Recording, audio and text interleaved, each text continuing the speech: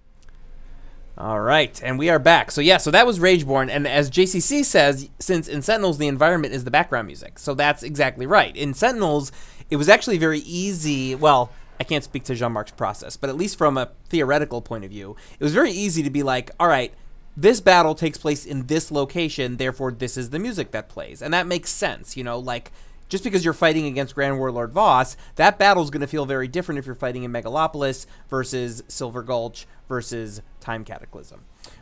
At Aeon's End, you're always fighting at Gravehold. Like, there's no question. Like, that's the last human city. The Nemesis are coming through the breach. You need to protect the city, and that's that. So we could have just come up with one piece of music, and that would have been that. But when we have Jean-Marc, it seems silly to just do one piece of music for the whole game. And so that's why we're like, you should come up with something for each of the Nemesis that's not, as he was saying before, that's not really like a theme song. With Sentinels, the villain theme songs are they won and now they're acting triumphant. So that's why these feel very different. Mm-hmm. Yeah, it's sort of in between. It's like the Gravehold environment fight is sort of a given. So it's like, what do they add to that right fight that's unique to that experience? So in the case of Rageborne, when I was considering what these kinds of battles would sound like, I imagined them having a lot more percussion than I usually use. There's something about driving percussion that really hammers down the idea of action, and depending on the rhythm, threat as well. And that's a fairly familiar thing in games and film and stuff like that, especially during the epic music years that we're sort of maybe at the tail end of now. Mm-hmm. So I mostly started with that for this one, and then added like a healthy dose of creature sounds, so that you associate the percussion with being attacked by those creatures. And so all the harmonic stuff that you hear, the parts of the music with actual tones and stuff, such as the choir, is just used sort of to fill in the space, just so it wasn't just 100% drums the whole time. Gotcha. Mm-hmm. Very cool. So that was Rageborne. So what is the next Nemesis that we're going to be looking at? Yeah, so the next one is called the Prince of Gluttons. When the mages fought the Prince of Gluttons, it seemed too easy to fend it off. The mages of Gravehold started to think that perhaps they had improved their martial crafting greatly, or that the Nameless were running low on power. But then people started to forget things. The past, the present, the faces of their loved ones. The Prince of Gluttons feeds on the history of the people and on their memories, leaving behind only fear and doubt. All right, so this is the Prince of Gluttons.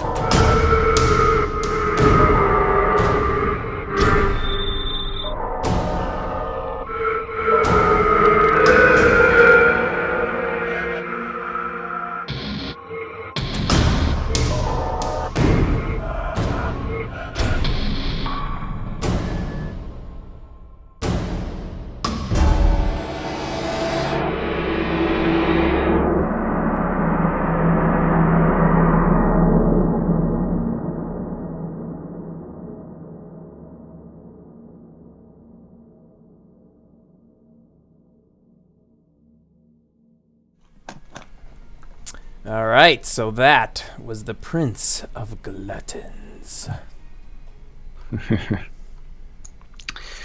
Yeah, so as mentioned beforehand, the Prince of Glutton's main thematic mechanic is that it feeds on memories. So in the game, this is represented by him eating the cards in the supply pile, representing the mages forget how to cast those spells and stuff. So I wanted to reflect this in the music.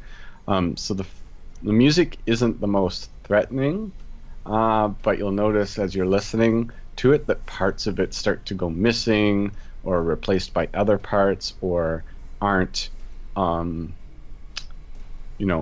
everything's a little bit displaced. Yeah, like out of order. Yeah.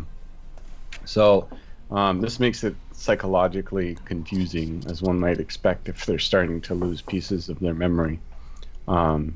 So it's really quite tragic, and in some ways worse than the more traditional threatening music of, Rageborne, at least in my opinion. Yeah, no, I don't disagree. I mean, I think, honestly, all the music that you've come up with for this game, I think, sort of hits the right mix of, like, it's threatening, but it's also ambient, but it's also like, wait, what exactly is happening? I remember specifically, like, the next one, when you played it for us the very first time. Well, actually, I won't spoil how I felt about it. I'll talk about it after the fact. But each of these have come up, and I've had a very distinct reaction to each one because, like, they're definitely of a piece. Like, they all feel like, yes, these are all part of the same universe, but they all sort of hint at different things in different ways. So why don't you tell us a little bit about what's coming up with the Carapace Queen? Sure. Yeah, so the Carapace Queen goes by many names, such as the Mother of the Husks, for a good reason. She has brought the most ruin to Gravehold from these constant swarms of husks that she unleashes. To kill one of them is to breed 6 more. Only when the queen herself retreats do they expire, and then weeks are spent just cleaning up these leftover husks. So let's give that a listen. All right, Carapace Queen coming up next.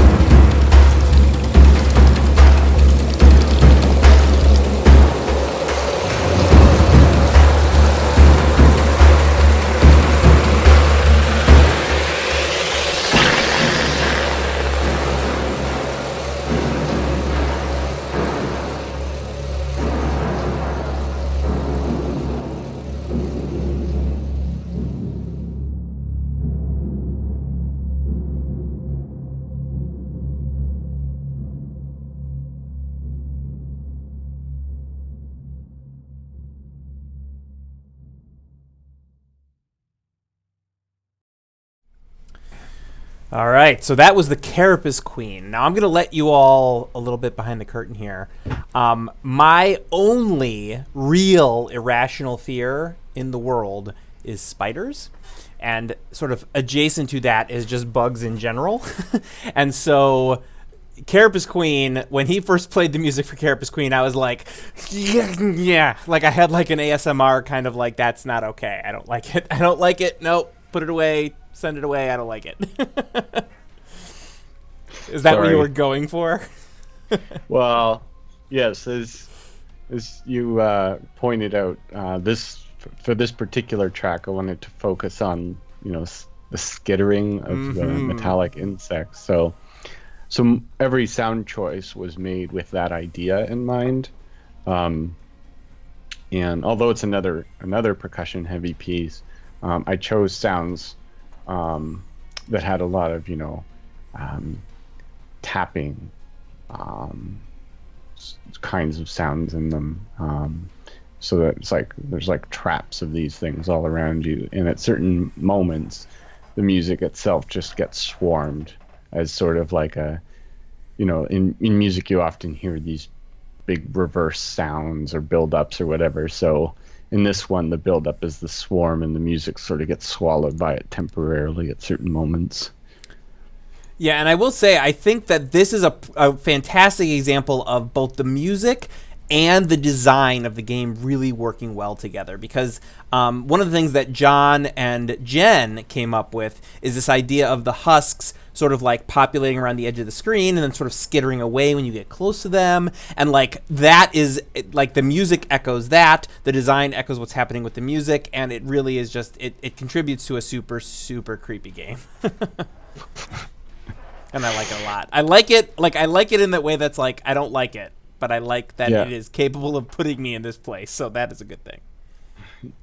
I mean, it's kind of like, I don't particularly care for horror movies, but some people, it's like they like not liking them. Like they like the fact that they watch it and they're scared and it creeps them out and everything about it is distasteful. Yeah, like, and actually, until you just said that, I had not made that connection, but that's exactly right, because I am one of those people. Like, I don't, quote-unquote, enjoy horror movies, but I like the fact that good horror movies are capable of making me be, like, scared and fearful to the point that I don't know what's going on, but, like, a well-crafted piece of art can make me weep my eyes out. It can also make me scared for my life, and I think those are both completely legitimate, like, reasons to create a piece of artwork. And if they can, like, if this game can make me feel like, oh my god, I feel like there's something crawling on my skin, that is as effective as, like, it making me want to jump out of my skin, or, Avengers Endgame making me cry my eyes out. Like, a good piece of art can provoke an emotional response. If it's provoking the one that they meant to, good on them. Yeah, so anyway, that's that one. And then so the last one that we have is Crooked Mask. The Crooked Mask domain is that of corruption and temptation. The corruptions. It has a dark influence over the weak-minded and makes desirable offers in exchange at the cost of undesirable outcomes. Under its grim visage lies a cruel and desolate grin, making a sort of a laugh one can only hear under the bells and screams. So here is Crooked Mask.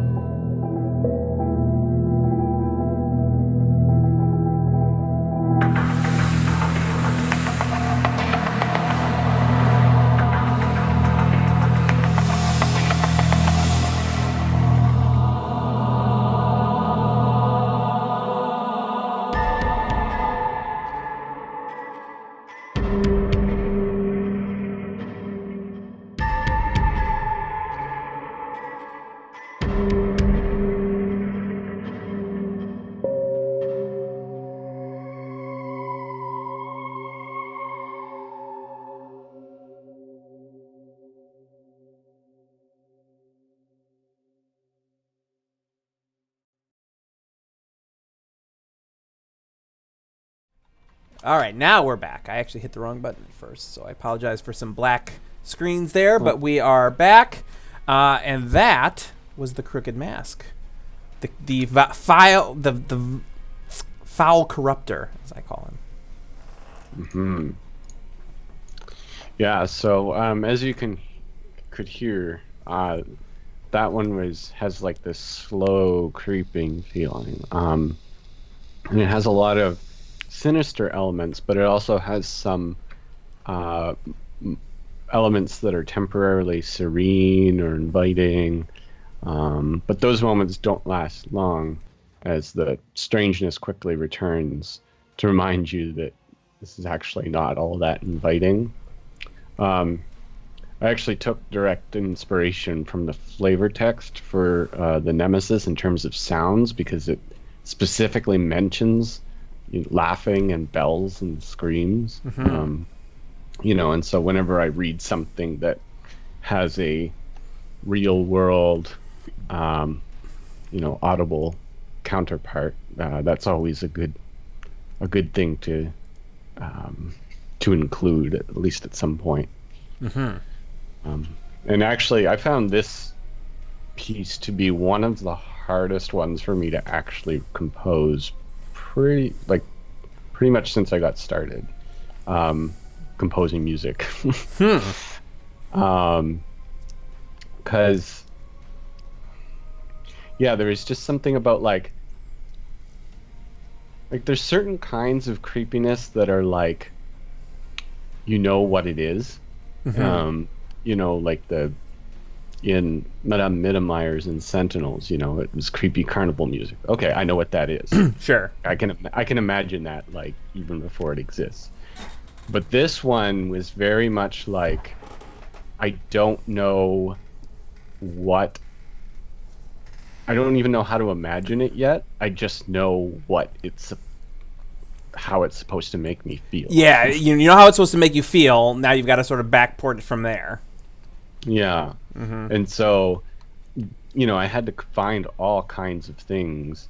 And then I actually did start feeling that way when I played it, but I hated feeling that way, so I didn't want to play it. Ah, yes. So it was like, I'd work on it for a little bit, and then I'd just feel like psychologically confused about what was going on, and then I just had to like stop doing it, and it was a very strange experience. Well, we appreciate the lengths that you go to for your artwork. You had to like go pet a dog, feel good about yourself for a bit. Yeah, go hang out with your kids for a bit. Yeah, I think I was alternating it with a Mario game or something. Yeah, there you go. That'll do it. All right, so that is the main theme and music for the 4 nemesis that you'll be dealing with in Aeon's End. But there are 2 more somewhat short pieces of music that we wanted to share with you. And those have to do with when you win or when you lose. So what are we listening to next, Jean-Marc? Yeah, so as with most games, there are ways in which you can win and ways in which you can lose. However, in this game, if you lose, there's not really a whole lot left to care about. Yeah.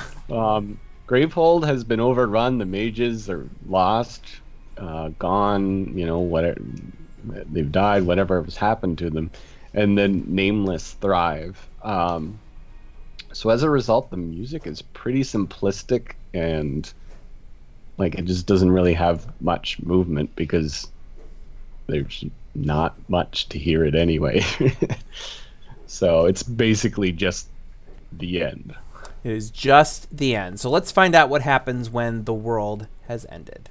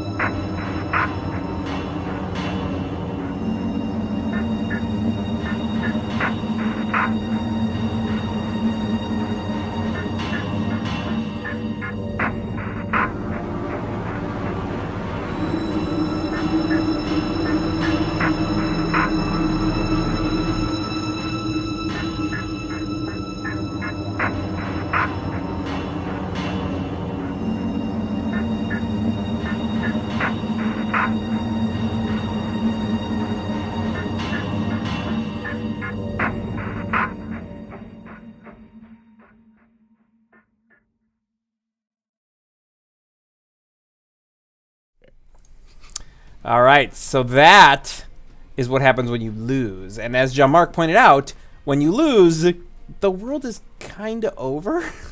So it's not like a Titanic situation where there's like a string quartet playing you off as you board the lifeboats. Like, everything is gone, and that's it.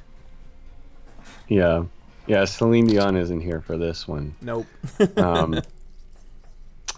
But and I was commenting on as a side note, I was commenting on the little particle animation that was in those videos, and how I thought it's neat because it adds, like, it's just a little bit of animation, but it makes it feel less like just a still image and more like this is actually, happening, kind of thing. Shout out to Krista. She knows what's up. Yeah.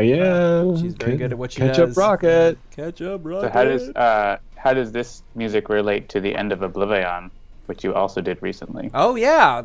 Compare the two. Yeah. So losing against Oblivion, that is.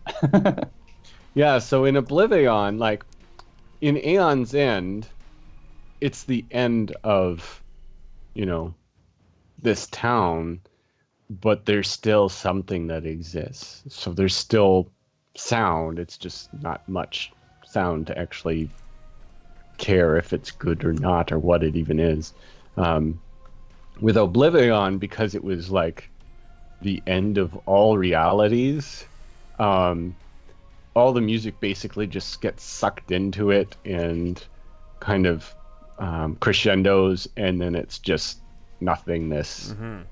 It just like, I just have this really super long fade out, and it won't loop or anything. It'll just stay there until you start a new game or something. Because that's that. That is that. Indeed. But thankfully, you can also win the game, Aeon's Indeed. End.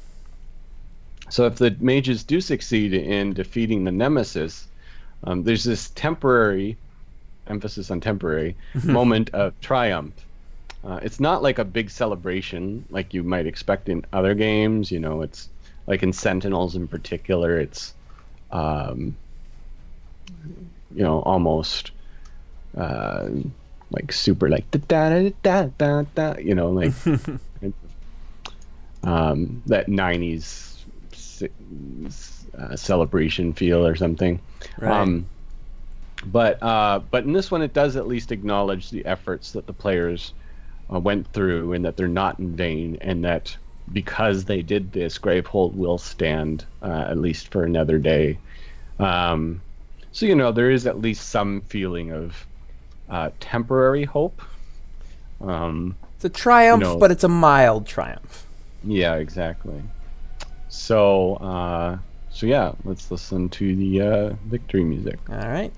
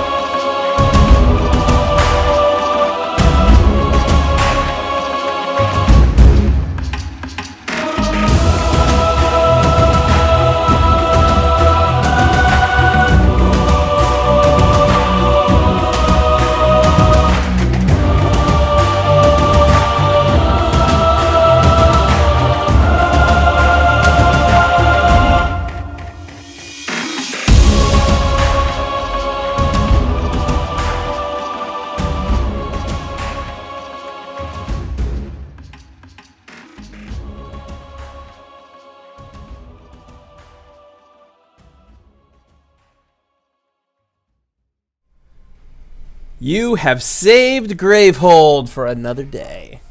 Yay! So we did that, but now I guess we got to save Gravehold yet again.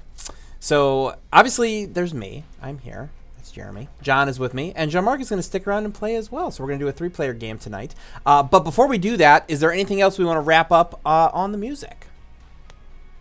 No, I mean, we've done this a little differently than we did it with Sentinels. With Sentinels, we do the listening party usually before we drop the music into the beta.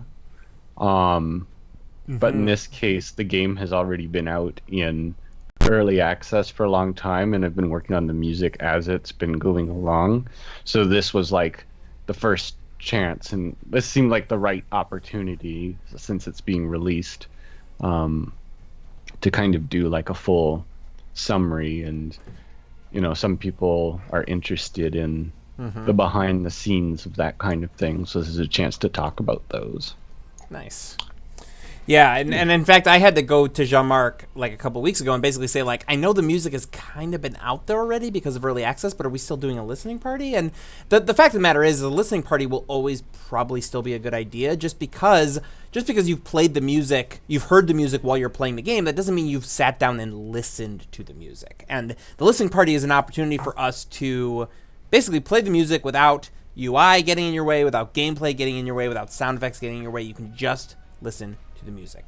If you like the music, you can pick it up at Handelabra.com or at Bandcamp. If you go to Handelabra.bandcamp.com, it's also going to be coming to Steam very soon. If you are a backer who got a copy of the soundtrack with your Kickstarter pledge, you should already have that. If you don't, you can go to your backer kit dashboard to get that. And obviously, as we said at the very top of the stream, we would very much like to be making more expansions and therefore give Jean-Marc an excuse to make more music for this game. But that is what we have so far. So we're going to go into playing some Aeon's End. So I'm going to say, why don't we let the chat vote on Nemesis? I think we could mention that we're hoping to have another listening party for something else soon. But I don't know. Yes, I would say what John is hinting at is something that may be in like mid-October. Yeah, about a month from now. About a month from now. What's the date today? The 17th. So yeah, it's a month minus a day from now is a very auspicious date in the history of Handelabra. Anybody out there in Chatland know what we're hinting at? If you do, post it in the thing. We got Carapace Queen, Prince of Gluttons, Crooked Mask. We'll say the first one to get to 3. So we got 2 Crooked Masks. Ooh, what could it be, says Take Walker. Yeah, what was a thing? Uncle Slam 2! We should do an Uncle Slam listening party. Oh, man. Yeah, there was actually a lot of good music for Uncle Slam. We'll get Galen in to do a listening party for that. Yeah, did he do all the music for it? Almost all of it. There might be I think we had a little bit of other stuff. I have to look at the credits. Yeah, I'd have to look again. Yes, Brian LeWolf, 5th anniversary. That's right. October 16th, 2019 marks the 5th anniversary of Digital Sentinels being a thing. And we will definitely do something for it. And John has apparently let the cat out of the bag that there may be some listening involved in that thing, as it were. All right, we have 2 votes for Crooked Mask, and we have 2 votes for Prince of Gluttons. So we're waiting for a 3rd vote. It'll probably just be the same person voting for the same thing again, because we don't have a ridiculous number of people. What mages would you each like to do, as long as we're doing this? Jean-Marc, we'll let you pick first, since you're the least frequent stream guest. All right. How about Brahma? Brahma. All right, so I like Brahma's the healer. Yeah, she's the healer. Her Brink Siphon lets any player gain 4 life. Here's her starting hand and her starting deck. John, what about you? And then Prince of Gluttons. All right, we have a 3rd vote for Prince of Gluttons. I will take Phadraxa. All right, and then I will take Kadir. And are we good with here? Let's randomize a balanced supply and see what we get. All right, so we've got the Vristwood Amber, we've got the Ruby, we've got the Sapphire. Not a bad selection of gems. Looks like we've got the blasting staff, which I actually don't use as much as I would like. We do have an unstable prism, which lets us get rid of some crystals, which is nice. Let's see what we got here. We got the Phoenix Flame. Which one is this? This is the one that deal 2 damage, may lose 1 charge to deal additional damage. We've got the Lava Tendril. While prepped at the end of your casting phase, deal 1 damage. We've got my favorite, Planar Insight, and my second favorite, Arcane Nexus. I can confirm Galen Conroy did all the music for Uncle Slam. There you go. Nice. I think we did had some royalty-free stuff for like the original demo at PAX or whatever. Yes, yeah, that sounds right. Galen made all the music, which is fairly like less than 60-second loops, I think, generally. But there's a lot of them. There were a lot of them, yep. I can also find out how many. There's like maybe almost 100. No, there's not that many presidents. There's only even 45. Yes. But there's also vice and we presidents. also only made like 23 or 24 true. of them, so. No, didn't we do... The music was based on the stages, not on the presidents. Oh, maybe. Yeah, and like each president had their own sort of home stage. Yeah.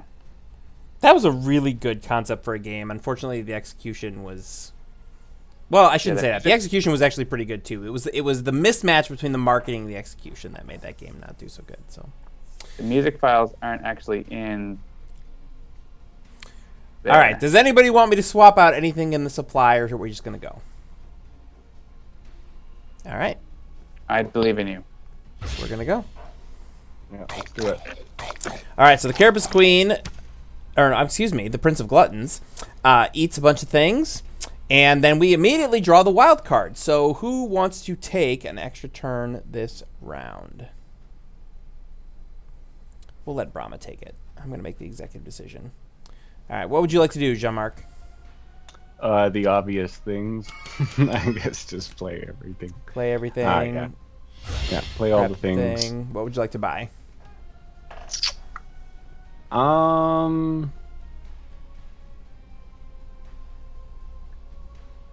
Yeah, I'll take the ruby, please.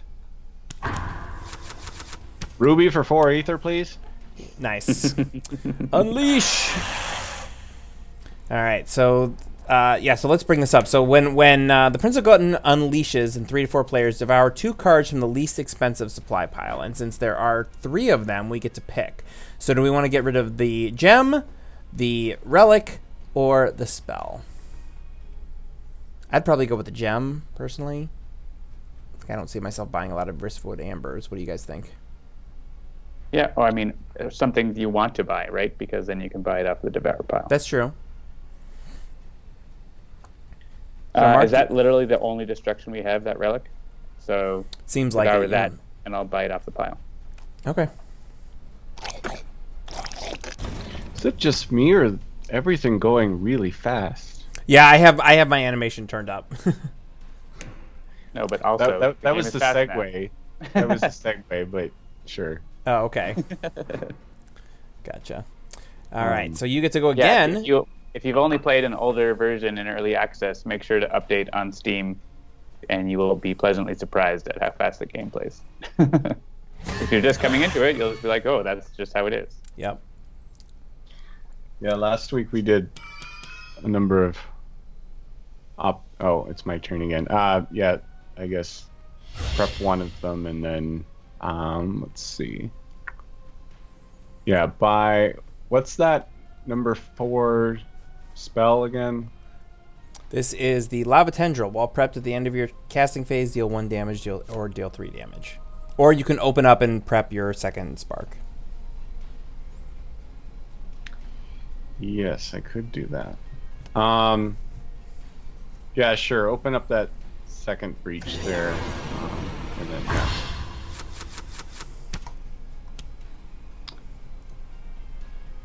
Yeah, last week we did a number of performance improvements to the game. Really make the game run a lot faster. I actually had to turn down my animation speed because it was going too fast. Yeah, I've had to find like a happy medium because it's definitely gotten to the point where it's like super zippy. All right, John. All right, we have a horrible minion now. Yep. That we should kill. Would someone like to Suffer a damage and destroy a card. I don't. No thanks. All right. All right. You can prep that spark. I will buy the card from the devoured pile.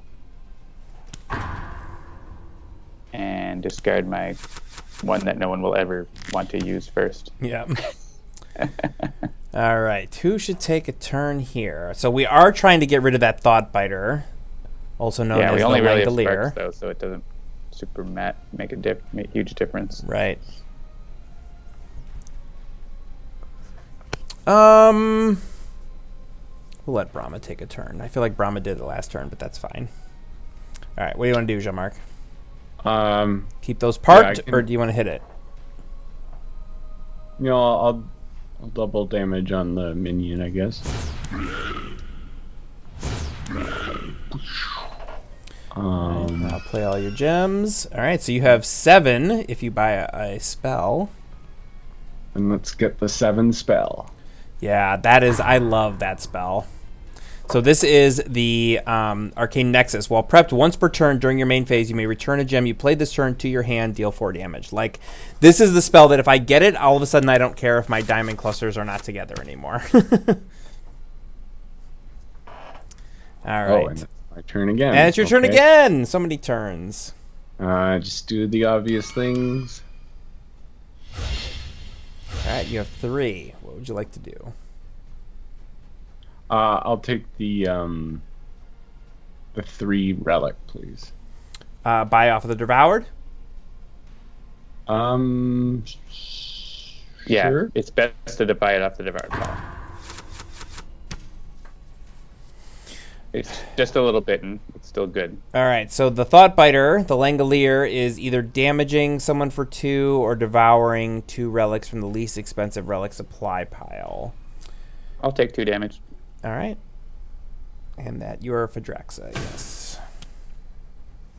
All right, devour 2 cards from the second most expensive gem pile. Actually, maybe I'll turn up my how long does those stay on the screen so that I can read them while we're on the stream. And this is any player suffers 2 damage. All right, so probably not John again. Kadir can take this. It's fine. All right, yes, I am going to hit the Thought Biter.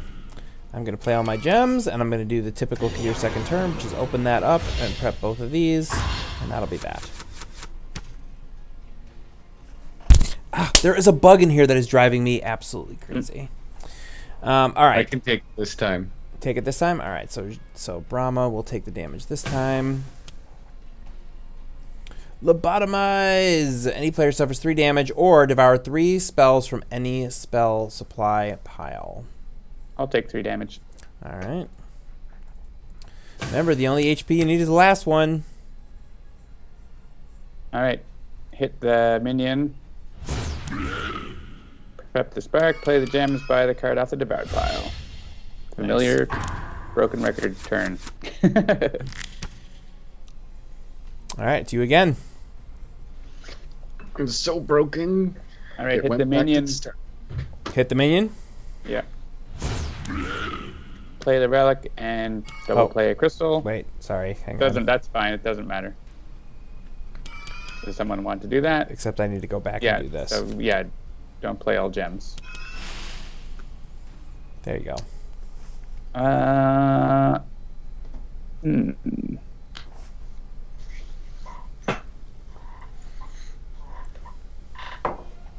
Let's buy another card off the devoured pile. All right. And discard the relic first, and then the other things. Oh, this bug is driving me crazy. I'm going to have to get it. All right, so I will hit that. Yay! So that minion is gone. And, yeah, I'm going to leave that spark parked. And I'm actually, let's see, what, 2, 3, 4, 5, 6. That's fine. I'm going to heal Phadraxa for 1, which will still give me 6, which means I can still buy my awesome thing that I wanted, which is the Planar Insight. Cool.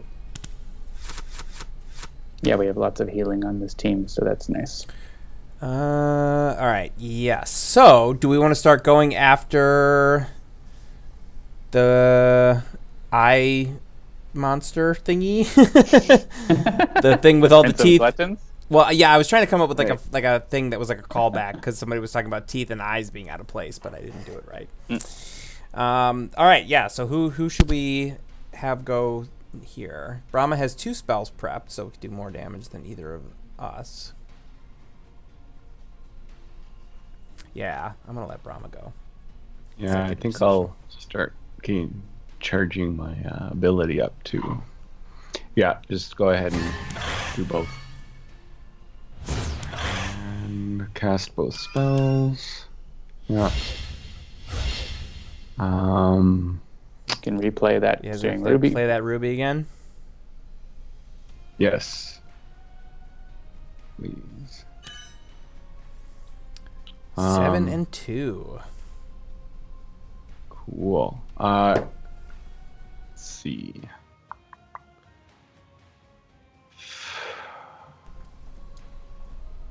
Let's get another ruby.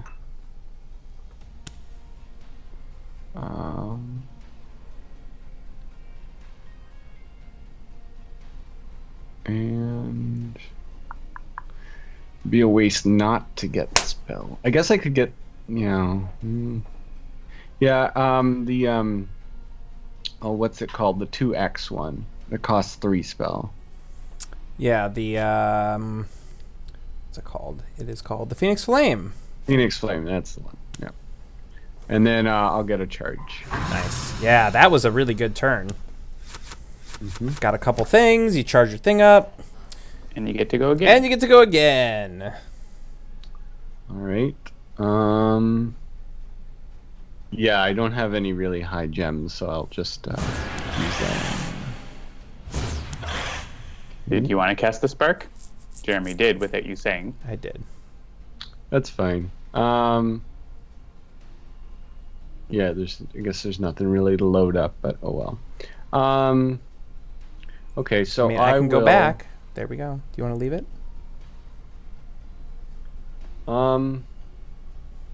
Sure. Okay. So yeah, let's play the 4 gems. Do you want to play the relic first and play one of the gems to destroy it, or do you want to get 6 total? It's going to be 5 if you destroy a gem, or 6 total if you use it for the 2 ether. Oh, right. It's a good question. Yeah, I think I'll be getting rid of those crystals. So I just want to use them before I destroy them. Right, because I can destroy crystals with that card. You can either play a gem twice and destroy it, or get 2 ether. Yeah, so like if you play the relic first, you'll destroy one of these gems and you'll end up with a total of 5. If you just play all the gems and then play the relic, you'll end up with 6. Oh, okay. Yeah, do it with the destruction, Okay. please. Oh, look at that. I found a bug. What'd you do? I'm a bug hunter. If you play the thing and select play a gem in hand twice and destroy it, and then push the play all gems button, it just sits. Aha. Yeah, because it's waiting for you. Well, so still, what if you hit a gem again then? Yeah, so if I do this and then I hit play all gems and then I drag a gem up, nothing happens. What if you tap a gem? Okay, yeah, it's just got a priority problem going on. Yeah. All right, so we'll do this. There we go. Now we'll play all gems. There we go. So now you got 5. Yeah, Yeah, it not a shouldn't have crash the play all bug, but gems- just a... It shouldn't have the play all gems option there. That's the bug. Right. All right, 5 ether, Jean-Marc. What would you like to do? Okay, I'll grab another ruby. All right, now we have an empty pile. That's bad. Didn't realize that was the last one. Yeah, maybe I'll grab something else. If you can do that. What's that middle relic again? This is the blasting staff, right? So you can cast something that you prep this turn, and if it does, it deals 2 additional damage. Yeah, grab that. Okay. Please. And I guess that's it, right? Because there's nothing I can spend the one on. Bleed static. All right, and there's no way to get rid of this. So we either want to just eat it, or we need to make sure we don't have any prep spells when it comes around. The Agony Field has destroy a card in hand that costs 2 ether or more. And it's going to unleash. Any player discards 3 cards and then draws 1 card. All right. Yeah, so I will do this. Play 3 gems. Yeah, and I'm going to go ahead and buy myself one of those gem destructors. All right, Brahma. Yeah, you have 3 in hand, so I assume you want to cast this. Yeah. Yeah, the other ones aren't targets, right? So. Correct. Yeah. Yeah, so you could destroy a card in hand that costs 2 or more if you really wanted to get rid of that. What's the penalty? The penalty is unleash, and any player discards 3 cards and then draws 1. And unleash, actually I should mention that too. So unleash for the Prince of Gluttons, I think we mentioned this once already, but they're going to devour 2 cards from the least expensive supply pile.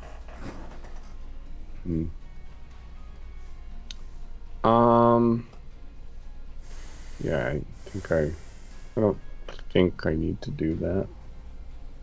Do I? It is up to you.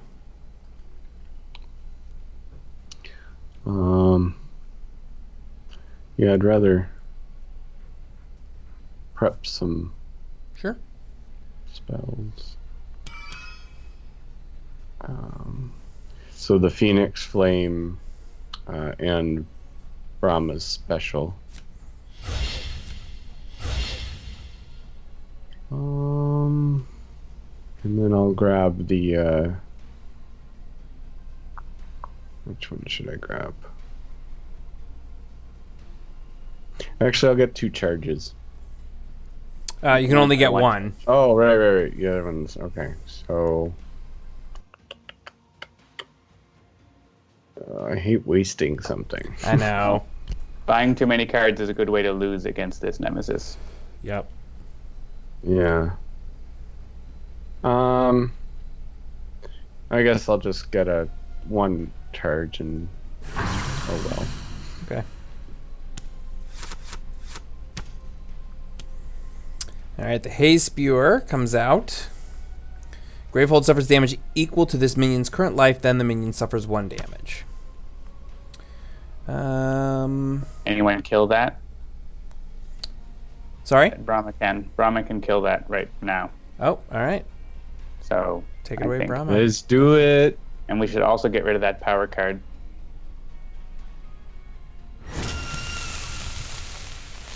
Yeah. Charge.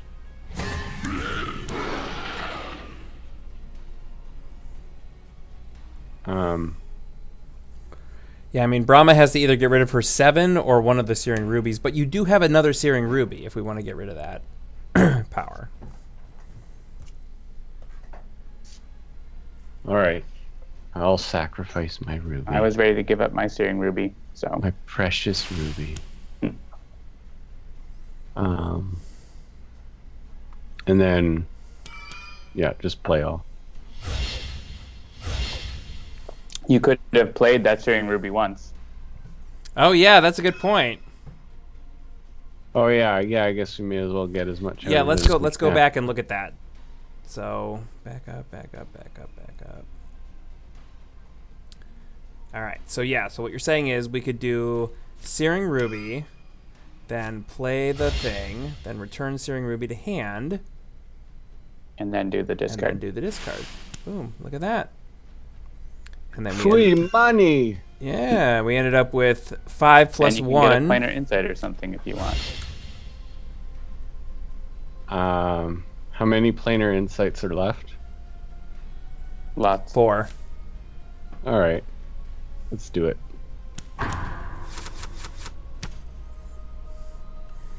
All right, so this is going to... Most prep spells deals 2. So yeah, it's either me or you, Jean-Marc. I can take it. Okay. Yeah, and if we power you up, you can heal, so... Take it like a Brahma. Any player suffers 3 damage and draws a card, so I'll let myself take that one here. Oh, wait, tap a card. Oh, right, it's got to unleash first. Yeah, probably the Vristwood Amber. Does anybody have another choice? Yeah, Amber's fine. Okay. And then Kadir can take this. All right. Phadraxa, what do you want to do? All right, prep the spark and play all the gems. Buy a planar insight. And discard the ruby first. That noise is so gross. I'm assuming he means the eating.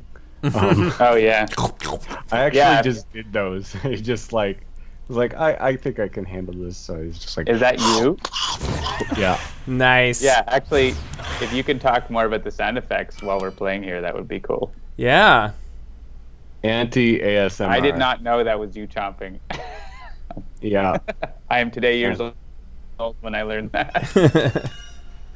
Actually, yeah. Yeah, so I didn't do any sound effects until we did One Deck Dungeon, and mostly the reason I did the sound effects for that was because music was already done, so we could spend a little bit more time on them as opposed to just like find something and put it in.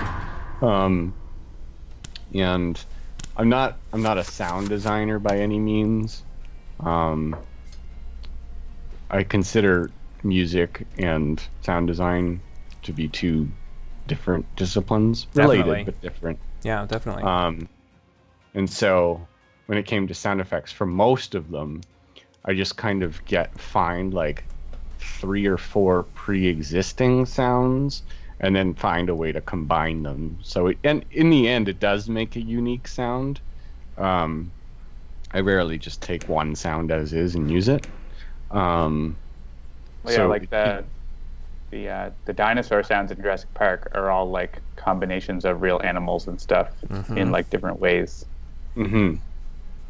Yeah, so I mean, yeah, it's not a uncommon practice, but a professional sound designer usually records their own sounds, whereas I just used pre-existing stuff for the most part. All right, you want to hit this thing or what? Oh yeah, sorry. Yeah. Let's do it. What about the spark? Yeah, go ahead. Spark away.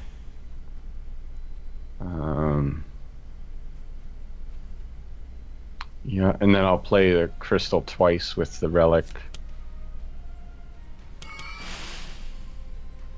But I do want to get some more gems going. So I think I'll grab the Vristwood if there's more than one left. You could buy it off the Devoured. Yeah, you want to buy it off the Devoured? Oh yeah. I'll just do that. Great. And I assume you want to keep your blasting staff in hand since you didn't prep a spell this turn. Yeah, I'll just keep it there. Okay. All right. And turn. Yes, we know we have more actions, but that's okay. Discard the relic first. Yeah. Yeah, I'm not one of those players who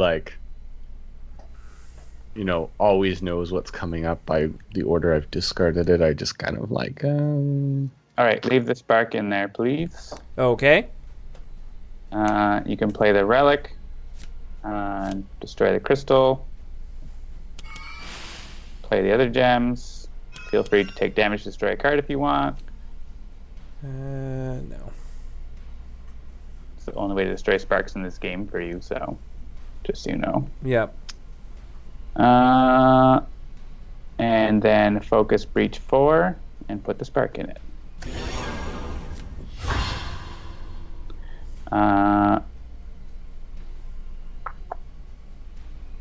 Yeah, the order won't matter here really. So discard, put the ruby first, and then the relic. See you later, Brian the Wolf Hunt. Hope that the radio show for your girlfriend goes well. Andromeda Echo says, I do wish more video game designers were aware of misophonia and sounds that most frequently set it off. Does misophonia have to do with tasty soup? I don't know what that is. See you, Brian the Wolf Hunt. Enjoy the first radio show. It's like sounds that trigger very negative reactions. Gotcha.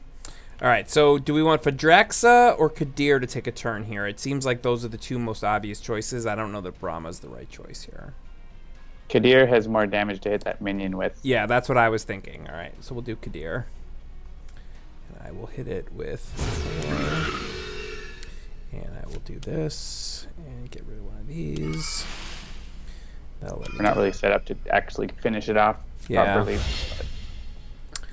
All right, what do I have? I have 3 one of those. Oh, I have 2 of those, huh? All right. Yeah, in terms of buying power, I don't have a ton, so I'm gonna buy another ruby. I know, it's gonna end up with less things in the thing, but I need more buying power. Could have bought an amber off the devoured pile. But I wanted a ruby. So, what's the, I'm not a pro at this game. What's the intention by leaving the spark in the... It stays out of your draw rotation and you draw better cards. Yeah, so since the spark only does 1 damage, 2 if you have it in 3 or 4, if you keep it out of your rotation, it's temporarily destroying it. It sort of keeps it out of the rotation, so if you're trying to like draw a bunch of gems so you can buy more stuff, you don't end up with a spark that you're not going to be able to use. So. Okay.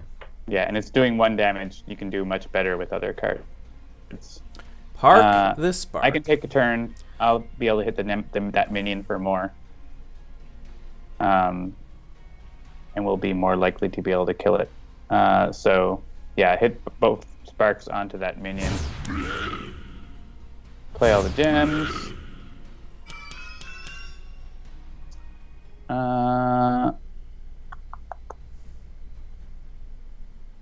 Yeah, let's see. If I go next, it doesn't matter how much damage that planar insight does to kill that thing. If I don't go next, then I could hit the other minion for more, though. If it, and actually, well, no, yeah, none of you are going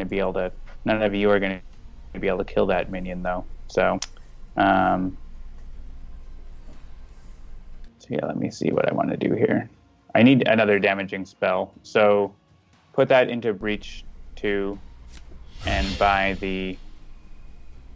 I really want to be buying Planar Insights out from you because you can do better with it than I can. Yeah. So I'll buy the Lava Tendril and a charge.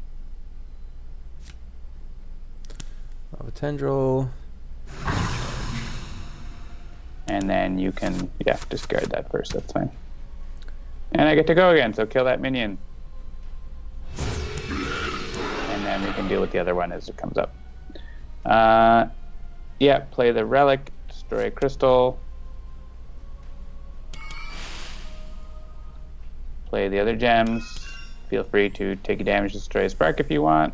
Do you want to damage, Jean-marc? To destroy a spark? No thanks.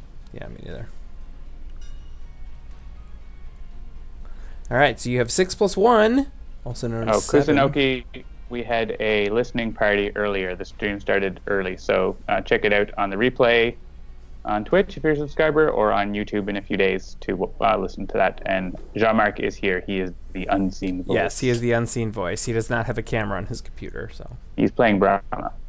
I only have a voice. I do not have a face. All right, I will buy that big 7 spell, and that is the last thing I'm going to buy probably unless from the devoured pile. So discard the ruby, then the relic, then the other things. Great, too many spells in my hand. It's okay. I can focus, I think. Oh no, I can't focus. Too bad. Oh, you can blasting staff that guy. You won't be able to kill him though, but yeah. Yeah, play the gems first. Let's see. Don't have enough to open the breach to get its enhanced damage. What could I do? What's my gem situation look like in the discard there? Yeah, mostly just crystals. I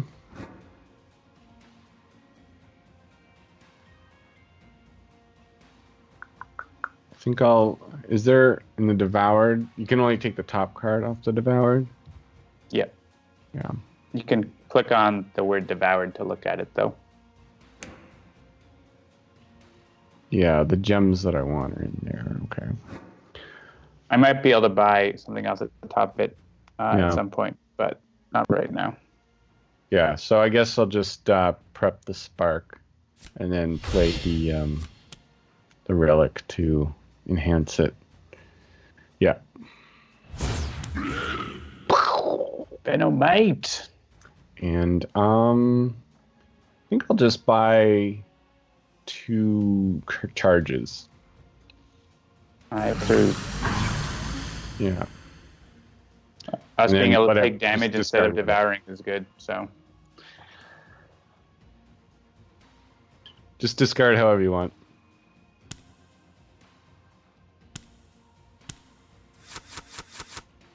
Yeah, they all end up in one hand anyways. It's Kadir. I'm being asked what's more important for me to have, a face or a keyboard. Like in life? Yeah, I guess it Really depends on dark. the situation. A face is pretty handy to have. I mean, I'm just thinking theoretically, like hypothetically, not having a face but still being alive. The faceless man, right? Yeah. All right, so do we want someone to take damage, or are we going to discard my one good spell? It's going to go again right away, right? Yeah. So we are going to take damage regardless. So I guess it's whether do both of you want to be at 3 or 1 at 3 and lose the spell. Yeah, I'm going to lose the spell. Unleash twice and Gravehold suffers 3 damage, or place the most recently discarded minion back into play. Usually the minion is... Yeah. What does that minion do again? You can open the discard pile and have a look. Yeah, it was the God Feeders, so it's Gravehold suffers 3 damage, devour gem from the most expensive gem supply pile. Yeah, so it's gross, but it's probably going to do less overall than the other thing. Yeah. You think? Or maybe, yeah, I think overall. Well, it's going to hit Gravehold more, probably, but even if it goes off twice, it is going to go off right away, yeah, it's pretty close. Unleashing twice might be the way to go, because the God Feeders is going to go off right away, right, on the next turn, and do sort of half an unleash. All right. Immediately. So I would do the first option. That's my vote. All right, so we're doing... Yeah, we'll start with 2. So I would say first pick a card that we don't want, then pick a card that we might want. Yeah, so the Amber... I guess the question is, do we like Phoenix Flame or the Relic? Probably Phoenix Flame. Yeah, that's what I was thinking. You don't have one of those relics yet. You might still want one. Who doesn't have one? You. I have one. Do you have one? Okay, I guess we each have one then. Do we each have one? Yes, we each have one. Okay, you could devour the relic then, I guess. All right. I guess that empties a pile, but so be it. And someone takes 2 damage. Probably Yeah. the non-healer. I'll take it. Yeah, I'm gonna focus on healing. Gross. I hope this Nemesis doesn't go again right away. Good.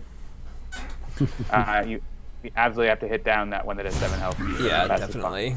That's most important for sure. What do I have on spells? Oof, yeah, not a lot. I have 2 great spells and 3 totally not great spells.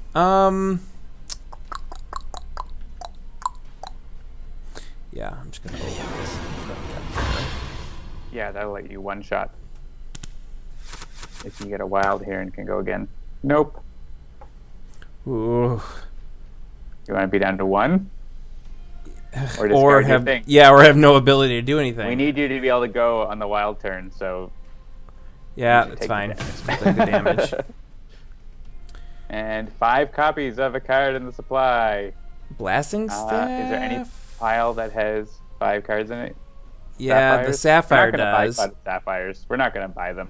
All right. Devour them. And we might buy the top one if we buy any. Ugh. I hate that minion, especially when it starts going and you can't do anything about it. Ugh. Well, then your spell goes away anyways. I go away anyways. Yep. Which might mean you die in the next turn. So there's that. Probably the spell first in case we have a chance still to buy a gem. Yeah. Otherwise, we would never get to that gem. I guess we could also do more of the spell. Just do the gem because there are ones that like go after gems and then there aren't any, so it doesn't do, they don't do anything. Even though there's more empty piles. All right. So play the gems, focus the breach, prep the wildfire or the lava tendril into the closed breach. The other way around. Sorry, I accidentally tapped it. And prep the spark. And end turn. And discard the good one first. Blue Dolphin is going to be playing it on Friday, going through the tutorial, learning how to play. It's very exciting. Nice.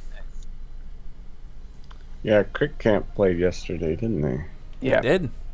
I jumped in towards the end of their stream. It was fun times. I meant to, but my internet was being weird last night from my house, so I didn't get a chance to. All right, you have 3 spells and 2 places to prep them. What would you like to do, Jean-Marc?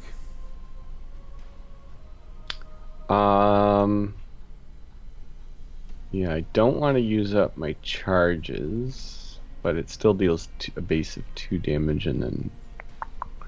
Yeah, I think I'll do Planar Insight and Phoenix Flame. And then buy a charge. All right, and the idea was for me to take a turn, but I lost the thing that was going to be useful. So should we let Brahma take a turn? Yeah, either me or Brahma can kill the really bad guy. Neither of us can like kill the other guy, but so either one. So yeah, it doesn't super matter because yeah, basically yeah, I'll kill it. Yeah, hit the other guy with spark. Brahma's gonna be discarding one of these spells. Alright, play the gems. Buy a charge. Dang it. Actually, yeah, cancel that rewind one. Don't buy a charge. Prep the big spell, the 7. Play a gem again. Focus the breach, prep Planar Insight. Ah, nice. That's better. Oof. Yeah, discard a spell. Yeah. You can discard that, the cheapest one that Brahma has there, right? That's going to do the least damage. This one? Phoenix Flame? Yeah. I mean, that's up to Jean-Marc. Jean-Marc, is that okay? I suppose. Yay, there's the polarizing ray. Hopefully I can get my ability charged up in time for that. I super can't. I mean, I might be able to. if I can go, I will try to charge up my ability to block the pulverizing ray. That's what I would do. So my first spell can actually, if I leave my first spell in, I can get more. So hit that guy with the planar insight. It's only 3, but sure.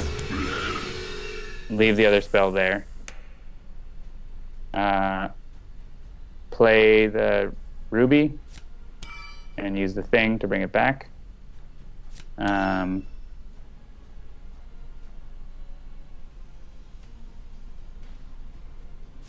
Is that enough? Yeah, that's enough. All right, do that and get 2 ether for it. Play the other 2.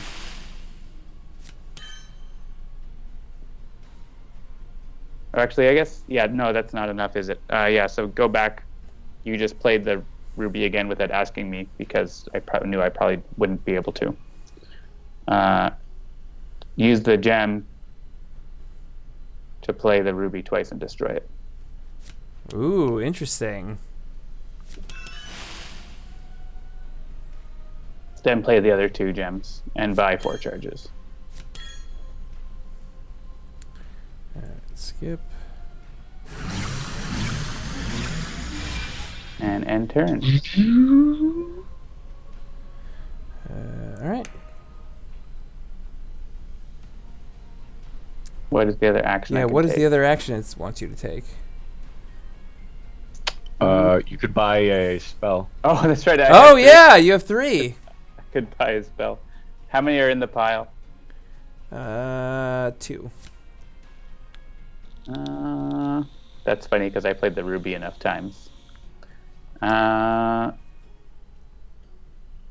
don't think I need that. End turn. And yeah, I guess the relic first and then the gems.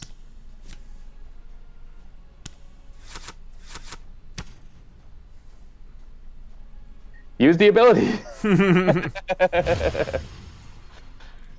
And Kadir suffers 2 damage. Yep. Gravehold Boom, suffers boom. damage. Gravehold, Gravehold, Yay, Gravehold. Draxa. Gross Cauterizer. Oh, no. Well, discard a spell. It can be either of ours. They both do 4 damage. Yeah. Fidrex is the highest, so I'm going to let you take this. Oof, yeah, we're getting into the tough All spot. right. Play the gems. Open the breach. Put the good spell in the big breach, I guess, and then spark the other one. And that's all I could do. And discard the ruby first. All right, what would you like to do, Jean-Marc? This is 4 damage, where it's 4 to destroy the thing for 1. Hit the thing for 4, where it gets reduced to 1, or you can hit the thing for 11, or I guess the thing for 54. So what do you think? I guess the 11 thingy. Oh, really? Okay. What would you do? Anything else? Like, the Venomite is killing us, and the other thing hits really hard. But that's just in Gravehold, which has tons of health. Yeah, and I don't have any ability to hit it. So. Yeah, I wanted to maximize. I guess, alright. Hit. We need to maximize not losing. Because the Nemesis could go twice at the start of the round. That's true.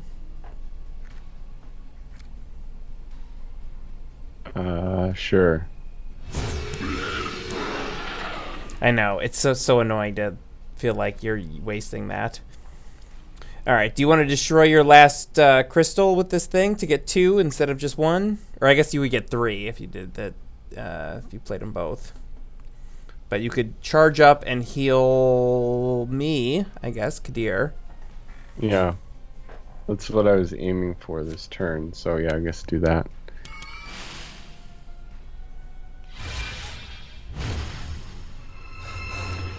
right. And then I assume you want to prep this one. Oh, actually, wait. Let me do the math here. Prep the spark, not the other one, please. I guess You'd only have one more ether. Yeah, we'd still end up with only 3. It's fine. Okay, so sorry. Prep this one? No, the other one. The other one. Yeah, because I want to keep the one that gives me ether. Okay. All right. Cauterizer does suck, Andromeda Echo. It is one of the worst minions. Yes, I hate it. Crazy thought. Have you tried not losing? All right. Yeah, we'll do this. Ooh, that's another 6. Yeah. I'm just going to buy another one of those. I know it's emptying out a thing, but... You could really use your charge ability. I don't have enough to make it worthwhile. Well, I guess I have 3 of those. You have so many spells, and other people have spells. What do you mean it's not worthwhile? Yeah, this is like one of those sunk cost fallacy situations. Like, I tend not to use Kadir's unless I have like so many spells that I'm going to be for sure able to do it every single time. All right. Yeah, that's fine. We'll go with what John has. It's worth it to do it with 3 spells that you cast and then prep again. Like, you don't need to do the double thing. That's still totally worth it.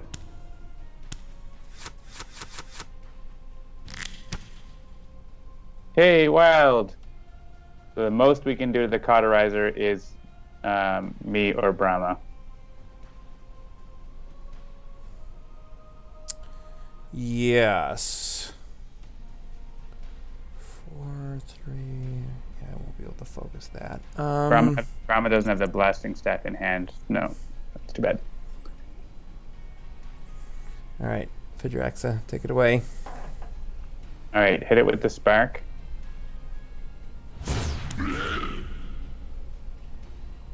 And then finish casting.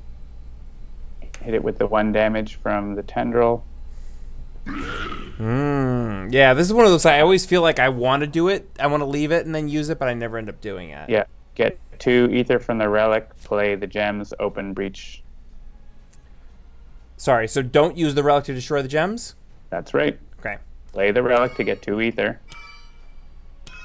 You can do it first if you want. It's an That's option. true, yeah. Open breach 4. Put Planar Insight in there. Put the spark in the other breach. And... Okay.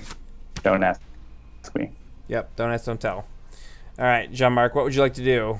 Take the spark to destroy the thing? Yeah. And I guess feel free to have at the other guy. Well, should I just use it on the prince there? Up to you. Feel like bringing him down would be a good idea. Otherwise, we'll just keep getting rid of minions. There are 2 ways to win. Are there? Yeah, you can either destroy the nemesis or you can empty the deck. Oh, I forgot about that. Oh, maybe that is the better option. I can tell you that since my 3rd test game, I have never won with the emptying the deck option. I've only won with the destroying the nemesis. Now, that doesn't mean, like, I am not a super amazing strategery person, but a couple times I've been like, oh, I'm going to try and empty their deck, and I end up being at the point where it's like, you know what? I'm just going to destroy the minion, or the nemesis. Emptying the deck is a little harder against this guy. Yeah. If you buy too many cards, which I think we have. Yeah, apparently decking the nemesis is pretty hard. Yeah, take Walker. It depends on nemesis. Depends on what you're doing. Like against this guy, you can have a lot of healing and take damage instead of devouring cards a lot, and then just outlast them. Or it's actually really easy to deck Carapace Queen, I find. Like I often win against Carapace Queen when she's at full health. Yeah. Just like outlast her, destroy husks. She doesn't do anything. Yeah, I think I'll deal it to the prince. All right. Yeah, I mean, we have enough damage that we could blast the prince, I think. Yeah. Right. Yeah, there is an expansion one where if you deck him, you lose. So. Of course there is. They've Um, definitely studied at the altar of Sentinels of the Multiverse. Oh, destroy the bad guy? Well, maybe we should make that be a lose condition instead of a win condition. So, yeah, prep the 2 spells. Okay. And let's see. I'd like the top card of the Devoured pile. Okay. And gain a charge. Ruby, then Amber. Yeah, Ruby Amber.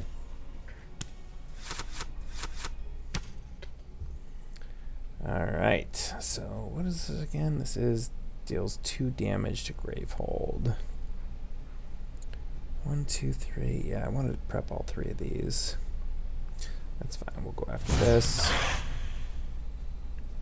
Yeah, Needlemaw is not that bad a minion as they come.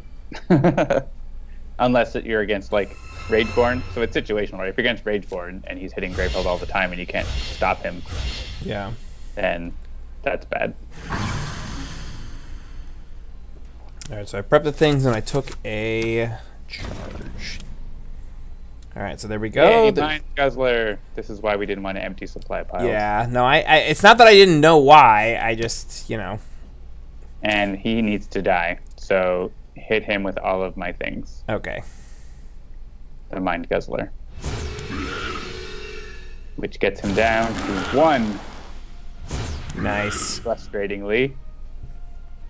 All right, prep the 7 in the big breach. Play the Ruby twice. Take damage if you want.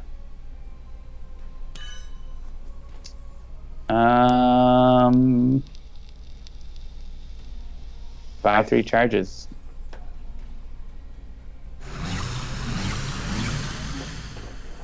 And I could still buy things because of the rubies. Yeah, so end turn.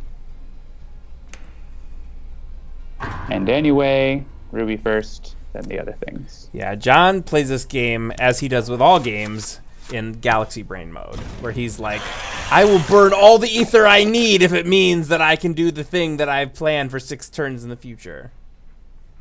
Reality Rupture. Destroy 2 prep spells that each cost 3 or more, or power is unleashed. Did I say 3 times? Oy. Yeah, that's bad. That's super bad. All right, so None of us can do that right now. destroy 2 prep spells that cost 3 or more. Oy. Yeah, that's annoying. So right, one of you should go because you yeah. have 1 damage spell. Clear at that. And if you go, you could destroy your planar insights to get rid of that, which might be worth it. That's true, think- yeah. I So I think could do it's that. I know it's not ideal, but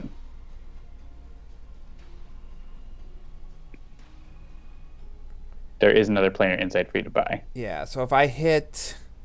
Well, should I hit what? Should I hit the Nemesis for this? You could just leave it in your breach if you want. That's true. I guess I could leave it. Yeah, that's fine. I could leave it. So I'll do this, and this, and then this. Oh, hang on. What do I have in my trash? Well... Yeah, Yeah, you're going to need to buy new spells. I know. I think it's worth it, though. Unleashing 3 times is really bad. Yeah, so we'll just go ahead and do that. And I'll buy one of these so that I have something to replace it with, and that's that. Yeah, you bought off the Devour pile. Oh, I didn't. Oh, shoot. Well, too late for that. Well, that's not the spell I was trying to buy anyway, so that's fine. I bought the Lava Tendril. All right. You can hit the Nemesis with this, sure. And prep the spells into the big breaches. Play the relic for 2 ether and the gems, and buy 2 charges. Oops. And sure. Skip the ability on mage turns, probably. All right, Brahma, what do you want to do? I guess I don't have any spells. I guess use the second one there, but not the first one. Okay. Against the Nemesis, or? Yeah, against the Nemesis.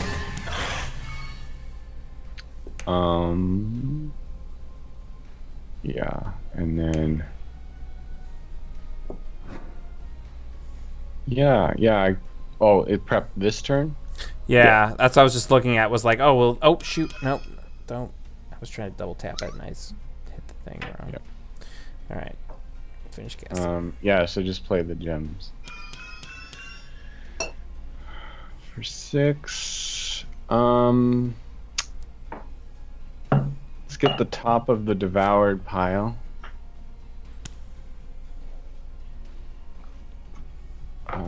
Just do that twice, I guess. All right. End turn? Yeah.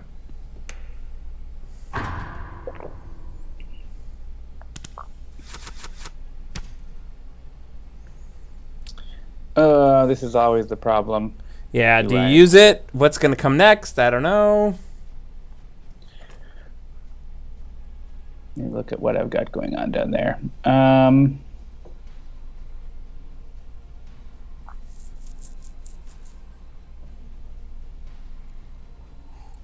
Trying to think of what's more likely. I feel like we still haven't seen the worst of the minions and stuff. Yeah. So skip ability this time. Okay. Yay! Oof, So yeah. I gambled correctly.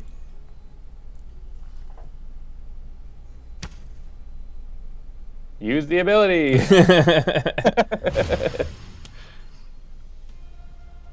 And gross. Vile feast.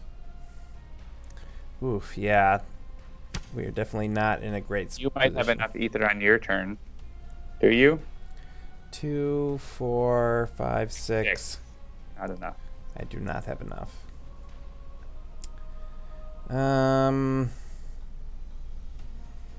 Yeah. This deals the player with the lowest life suffers damage equal to the number of empty supply piles. Oy. You might have to kill that guy Yeah, we'll start with hitting that for 1. with our sparks. Yeah. Yeah,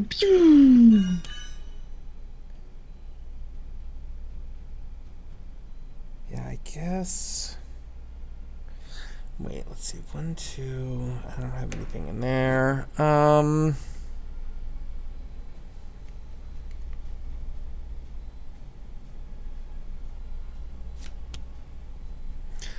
going to give myself 1 life. Get a life. You did. The lowest life. Ugh, yeah. Yeah, so that's 5 and 2, which is 7. So that'll let me buy that thing, and they'll prep this. Yeah, there are 5 empty piles, right? Yeah. So Yeah, I was trying to figure out, like, oh, if I make the person with the sentencing me lowest. to death. That's what you're doing.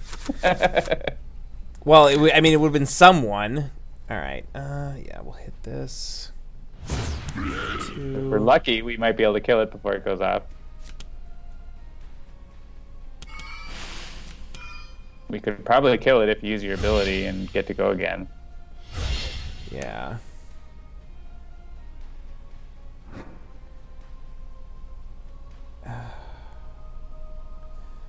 Wait, was there a way for me to get? There is a way for me to get, so I'm going to go back. Do what I've been Yeah, doing so every do what you do. So do that, and then that, and then we'll do this, and we'll do this. 1, 2, 3. We'll do this and this. Actually, you didn't have to. You would have enough ether even destroying one if you did it with that spell properly. Yeah, if I had done it properly, but I'm not. Oh, but going wait, back maybe you again. wouldn't have enough ether to get it. That was in your discard, wasn't it? It was So in you my wouldn't have- discard. Yeah, I would Yeah, have. so you Yeah. need to do your ability first. Yeah, I have to do the ability first, so it's not a thing. All right. Order of operations. There, then you have a big ether turn next turn. If you discard that power. Hit that big minion guy. That. And that. He's within striking range now. So prep those spells. Play all gems. Buy 2 charges. Discard the big one first.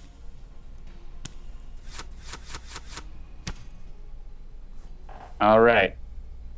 I can kill him? Yes. I mean, So Kadir can definitely kill him. I can kill him. You can definitely kill him. You can also get the power. So I think you should take this because no one else is going to be able to get the power. Yeah, right. Okay, so And that's a lot. That's I can one-shot him with okay, this. What does the power say again? Is it like the number of piles times 2 or something? Grateful suffers 2 that's damage for each empty that's supply 10 pile. damage. Yeah. That's bad. So yeah, now I mean, feel free to hit the nemesis or whatever if you want, or you could probably mostly kill that minion if you want, but I don't know. 5, 6. Wait, I'm just doing the math. So I've got to get 8 to get rid of that, which is probably going to have me play a ruby twice and destroy it. But Get 8 without destroying anything. Just play all your cards. And get ether for 2, them. 3, 4, 5, 6, 7, 8. Right. Okay, but hold on though, because how much does this do? This does 3 damage. 3. Hang on, I'm just gonna back up real quick. So 3, 4, 5. And then I can play that. So that's gonna be 2, 4, 5, 6, 7, 8. Alright, so here's what I'm going to do. I'm going to do this, and this, and this. This might not be optimal, but I'm trying a thing. Sure. And then we'll leave that. Then we'll finish casting. Now I'm going to play...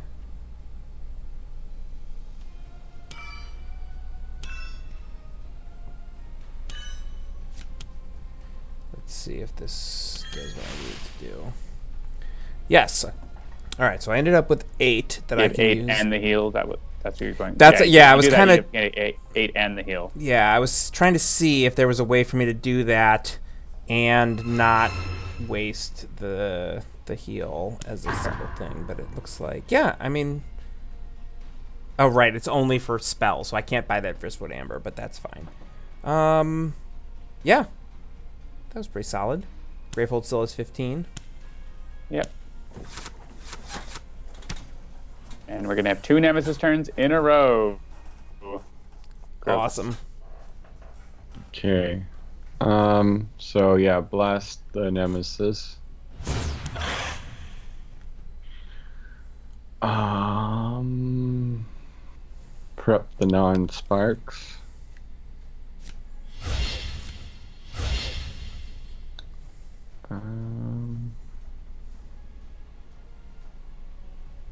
Yeah, play the what's it called?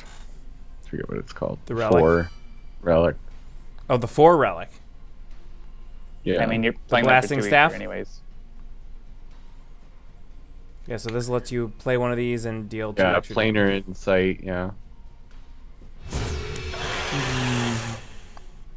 Now you can put the spark in. And yeah, I guess gain 2 and then gain a charge.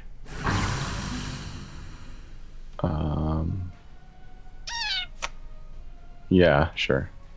That one first.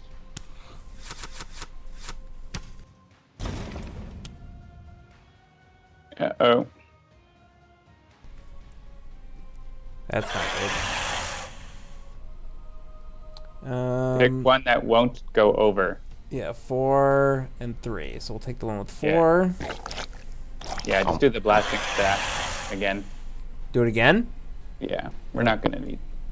I guess, I mean, it makes an empty pile. So we sure put lava tendril, I guess. Right. I don't know. We can buy the lava tendrils off of the pile, maybe. Great, a jagged one who unleashes twice. Yeah, this one always comes, like, right when you think that you're going to be fine against the Prince of Gluttons, out comes the jagged one every time. That's how it feels like it happens with me. Yeah, we coded it that way. Yeah. Shoot my spells at the jagged one. And we're going to need to kill the other guy if we're going to try to deck him, because there are 5 more Nemesis turns and only 7 Gravehold health. But prep my spell, play a crystal, put it back in my hand. Use the relic to play a crystal twice and destroy it, I think. Is that going to be enough ether? No, it's not going to be enough ether. Sorry. Let's... Yeah, I want the charges. So rewind, sorry, and play the thing for 2 ether instead. All right, so here, so this is good, and then we'll do this for 2, and then this and this. Then buy 3 charges, so we have enough to block the Nemesis. Nice. And discard the relic first. Skip ability. Yeah, skip ability. I think someone that isn't me probably should go, so I have a better chance to use my ability.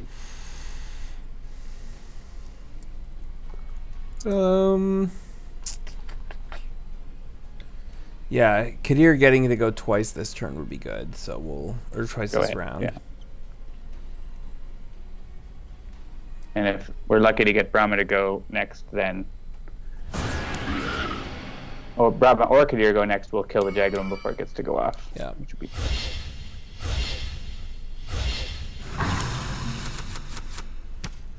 Nope. No. Yeah, this doesn't stop the unleashes, which is the really frustrating part about it. Yeah, use my ability, because Gravehold is going to take damage from the unleashes, so use my ability. So yeah, they each have, that has 2, that has 1. I would do the staff first, because we're more likely to buy the spell than the staff, right? And that blocks the damage. Ugh. Any player suffers damage. Oh, yay. Yes, we'll take that. Anyone. 7 damage. Doesn't matter. All right. Okay, now you can kill that guy. Yeah, I can kill that guy.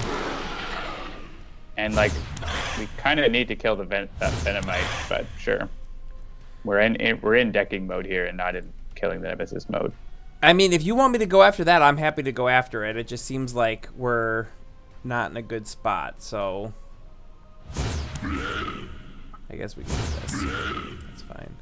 Unless you think we can do 33 damage to it before we can make it run out of the cards. I feel like hunkering down and trying to wait out the last few cards is probably the more. How many cards are left in those piles? That's the problem, I guess. Yeah, we've got 1 left in the planar insight pile and 2 left in the... Yeah. So that's... I don't know. It's going to be rough. I feel we're screwed either way, so I don't know. Yeah. If you want to hit the Nemesis instead, feel free. I think we're going to lose either way. Yeah. I don't think 2 damage from the spark is going to make a difference either way. All right, so we'll do this. We're going to play this guy twice, and we're going to give Brahma health, and we'll give Vidraxa health. So now we're all even. Maybe that was not the best way to do it, but that's what I did. And could have used your ability this turn instead. Would that have given me enough to do it? I think it would have only gotten me 1 away from it. Oh, I guess if I use... You're saying if I use the thing to play a ruby. You have 6 ether sitting there right now. All right, so you're saying use this on one of the rubies instead? Oh, maybe it. Oh, you're one ether short, I guess. Yeah, I would not have enough ether unless I blew through a ruby, which is fine. I can go blow through. No, a ruby. I think you still wouldn't because you would be one. You'd have 7. Not you need 8. Sorry. So you can do the thing again if you want. All right. I thought you would have 8, but you were 1 short. All right. So we'll do this. And do this. Play the gems. Play the thing. Yeah, see, this is the thing. Like, I don't want to buy this. No, don't buy that. Yeah, we need so to we'll have just those keep piles doing available this. to be devoured. Yeah.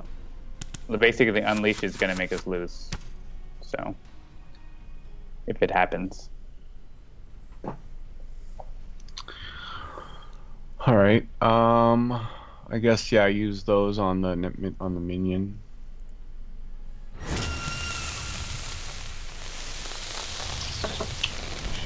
Burn a charge. We're fairly healthy. What's that? We're fairly healthy. Yeah, you can use it.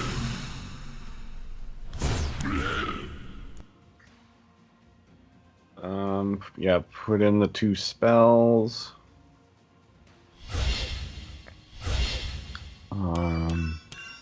Double play the ruby.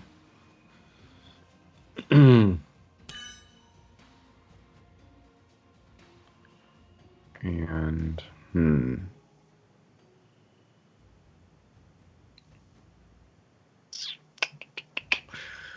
maybe the devoured pile there, the devoured spell.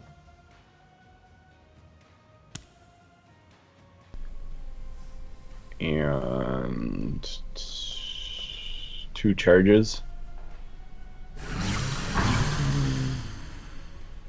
And ruby first.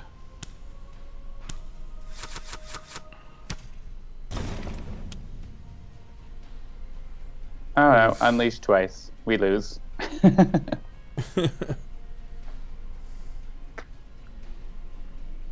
Doesn't matter.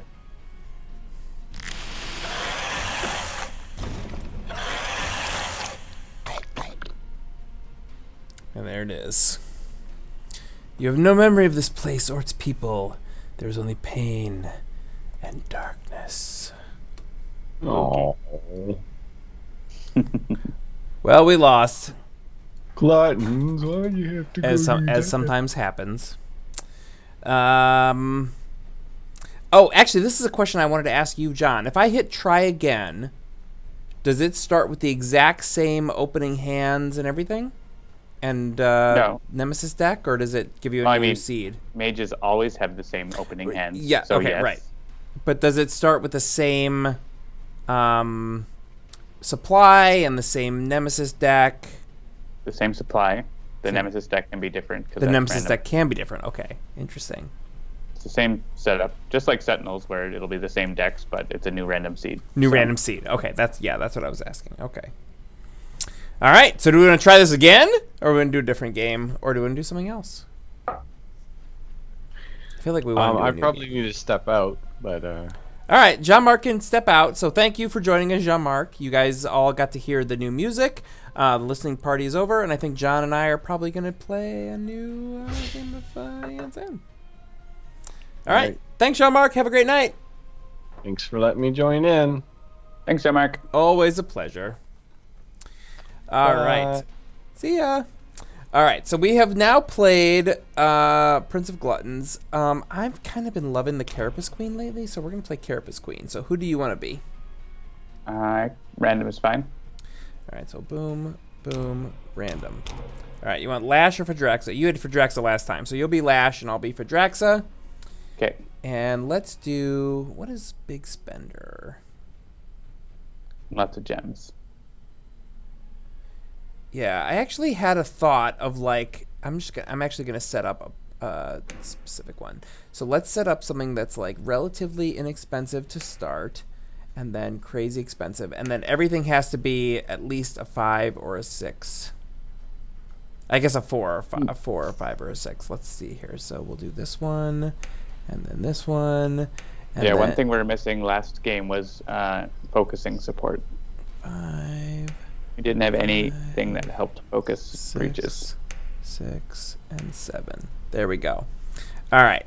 So we've got 1 gem that we can get to with a 3 and 1 relic that we can get to with a 4. Everything else is 5s and 6s.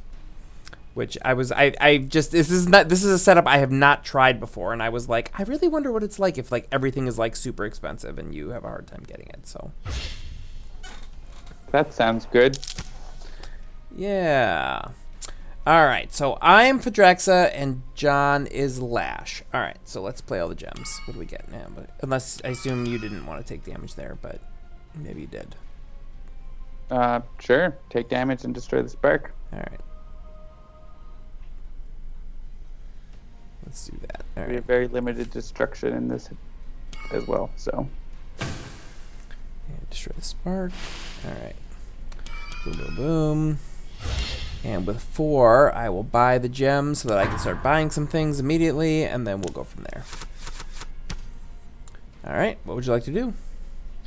Can I see my deck? Okay.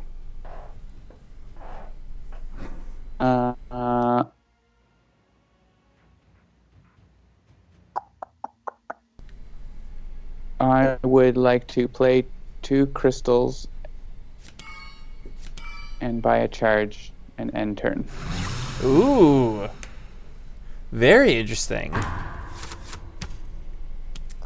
We got some high-level strategery happening here. Power 3. The player with the most prep spells suffers 2 damage for each of their prepped spells. That's a good one to get started. Yeah. All right. Play all gems, and hopefully I get 6. Yay! Put that on the bottom. Buy the big gem. Nice. And discard my really good starter card first.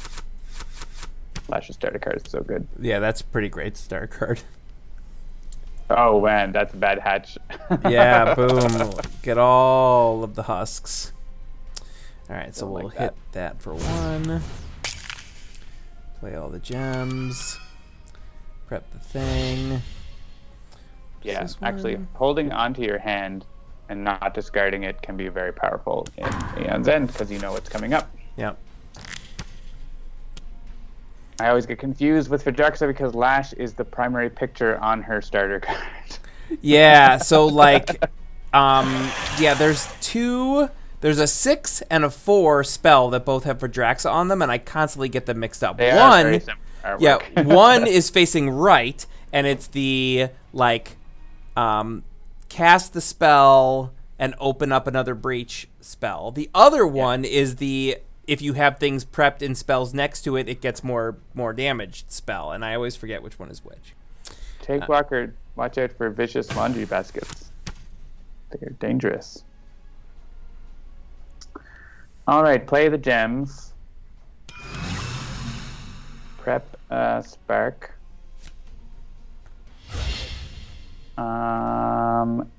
What's my deck? A buying turn. Yeah, I want to maximize that. So let's open breach 2, get a charge, prep the spark in there.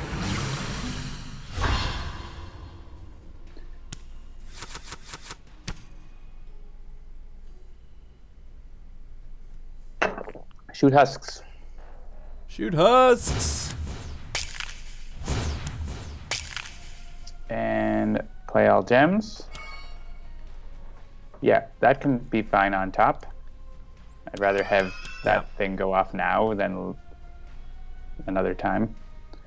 And have the queen. I guess the queen on the bottom. Yeah, the queen on top is fine. 5 ether.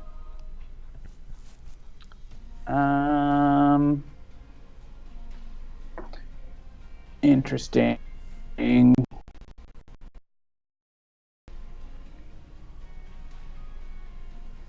I'll buy the Oblivion Swell.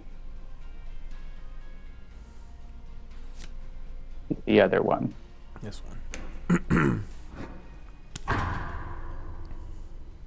And discard my good one first. Hey, Discard Woven Sky. 3 in hand. I never mind that power. It's not so bad. Yeah, this is unleash or any player suffers 4 damage. And unleash. I think an extra card in hand. Unleash is place 2 husks into play.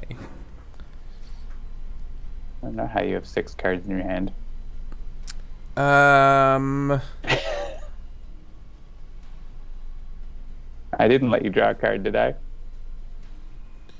Did one of the Nemesis cards do it?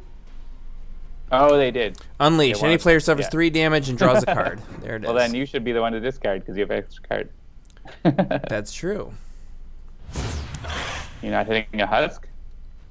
Oh, right. Yeah, I wasn't paying attention. All right, yeah, so hit a husk. Yeah, that's fine. We'll do this.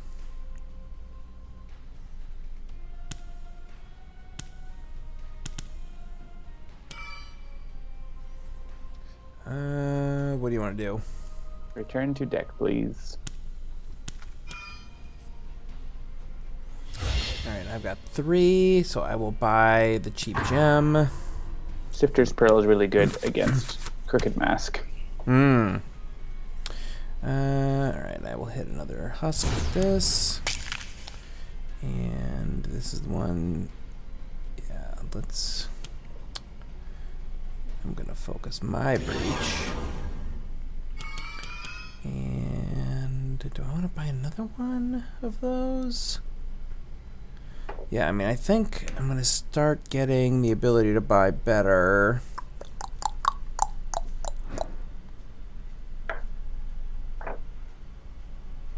Yeah, it's fine. We'll grab another one of those. 'Cause yeah, that's a cool one because you can destroy it to like heal up Gravehold, so that's worth keeping. We also don't have any healing of ourselves. Right. In this game. So that's something to watch out for. Alright, Carapace Queen swarms. We discard a prep spell. Joke's on you, Carapace Queen. Don't have a prep spell. Alright. Do you want to take damage to destroy Spark? Oh, wait. No. I guess we're doing this first. Do we want to return to deck? Return to deck. Oh, I also want to return to deck. No, I'm not going to do that. I'll buy... Destroying 1 was enough. Okay. So skip that. I'll be buying one of the big spells when I can.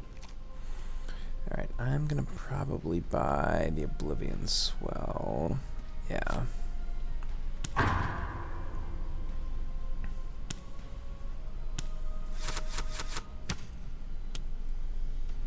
Gross. Alright, there's the Brood Womb, which we knew was coming, because it always comes.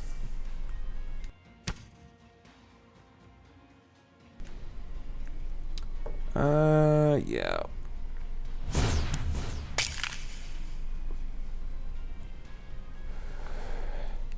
Alright, let's do this. We'll focus this. We'll do this. We'll focus one of yours. Why not? Come on.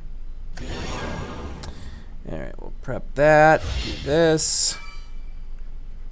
Keep that on my deck. It's been on there a long time. Yeah, we'll discard that. Play that. Alright.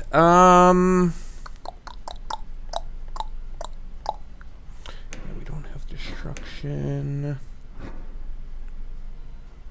Yeah, I'm just gonna take a charge. I'll do this, and this, and this, and then that. And 2 turns in a row of John. All right. Play the gems, I guess, and cut the sparks. It's exciting. What's coming up my next turn? 4 or 5 ether. Okay.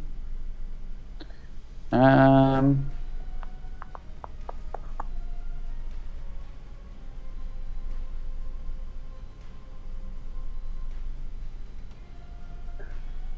don't know.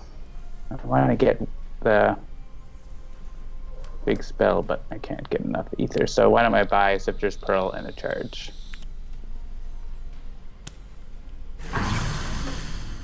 And discard the big one first. Shoot the husks. Actually, no, I have more ether because I might have, I have up to 6 ether. I guess I could have kept that big gem to buy the thing for sure this turn. I probably should have done that. Prep the spell, get the free ether from it. Play my... Okay, so yeah. Oh, yeah, okay, that's fine. Sure, place it on top. I'll go again.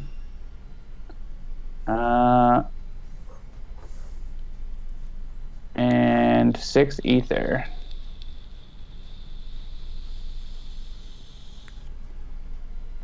Let's buy a planar insight.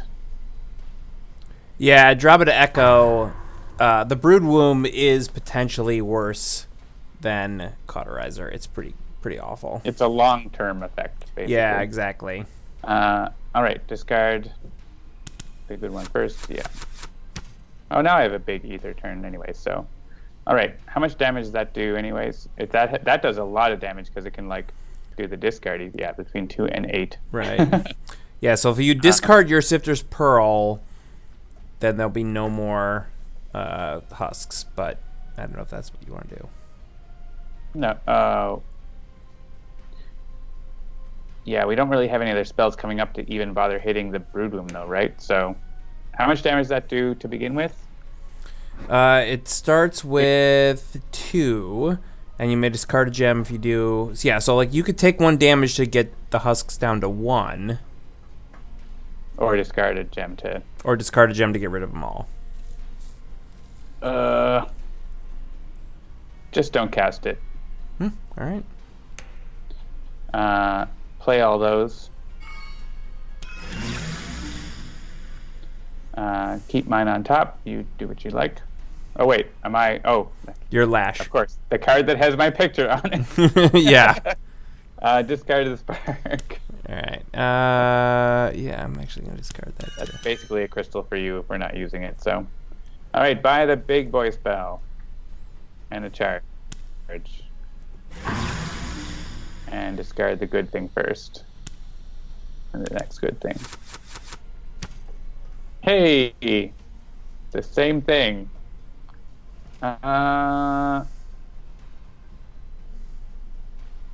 Interesting.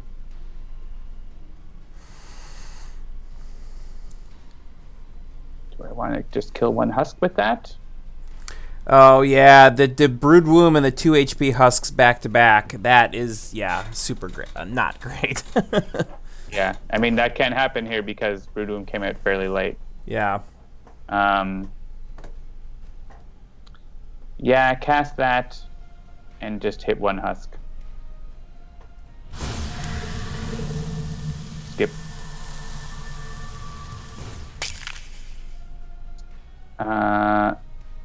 Play all gems. May as well just put that on top now, right? Like, Sure. better than having it in the row.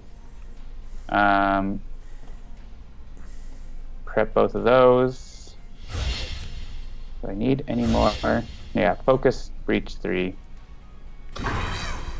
And discard my good one first. Start destroying all these garbage cards.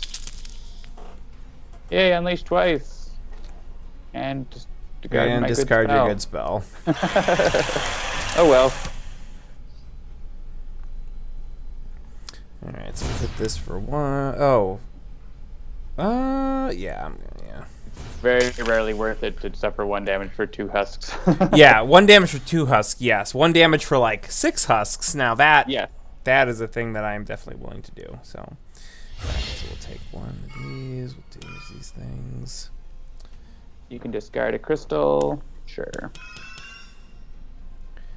Alright, do I have... Yeah, on spells, I haven't bought anything useful, so I'm going to buy this. Which one was that again? This was... Yeah, that's fine. We'll grab that.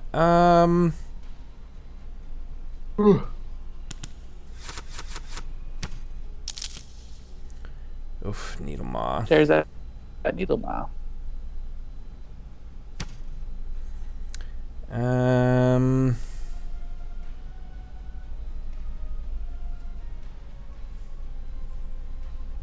Ooh, yeah. You could kill all the husks, I think, if you want.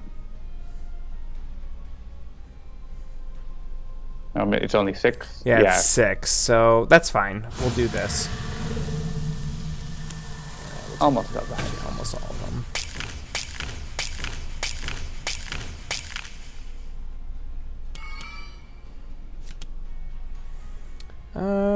Focus my big breach. Yeah, we'll focus you. That's fine. We'll take this. All right, so we can, if we need to, Yeah. we can mitigate the damage. Skip ability. All right, so Last Husk. yeah, If we can kill the Brood Womb, super worth it. Yeah. All right. So yeah, we'll keep focusing on these things because I have 2 of these. Damage to thing to lose a thing or no? No. All right. No. All right.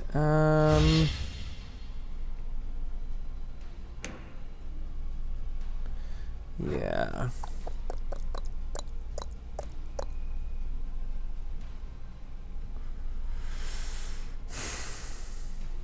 This is what happens when you have a really expensive market.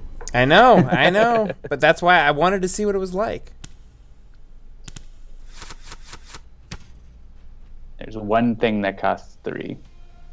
Yeah, this is up to you. Yeah. We know that Gravehold's taking 2, but there is no. Yeah, but swarm Gravehold is problem. like at full health right now. Yeah. So yeah, we'll skip it. Hopefully, if we. Oh yeah, Cauterizer. Good, that's good because you wanted Black Cauterizer next turn, right? Yep.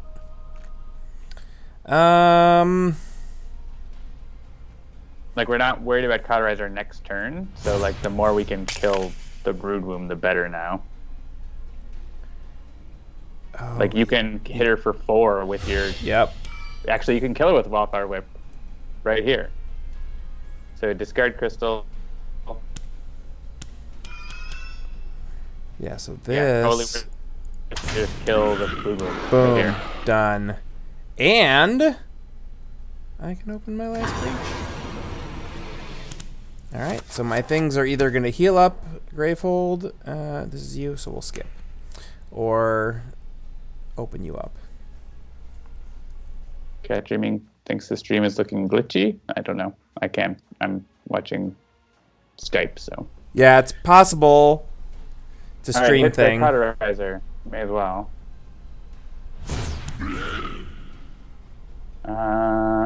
Yeah, so prep my big spell on the big breach. Spark somewhere else. What's in my deck right now? Cool. All right, so play all the gems. Well, yeah, play all the gems. That's fine. Discard the crystal. Just the stream stuttering. It's the internet.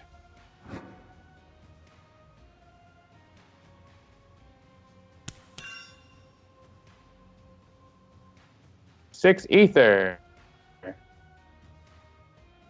Let's get. I have 1 turn there, and the Carapace Queen has 1 turn, right? And we're safe from Cauterizer, so let's get a planar insight.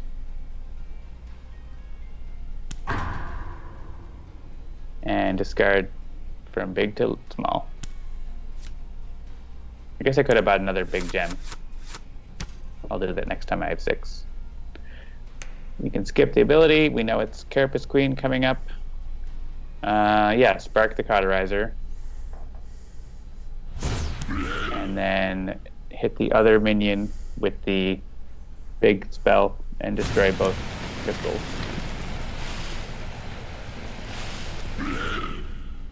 Alright, play the gem. It's just going to be Carapace Queen. And prep them. Yeah, prep the 5 and the big one, sure. Oh, okay. It doesn't matter. Yeah, it really doesn't matter. Get the ether by charge.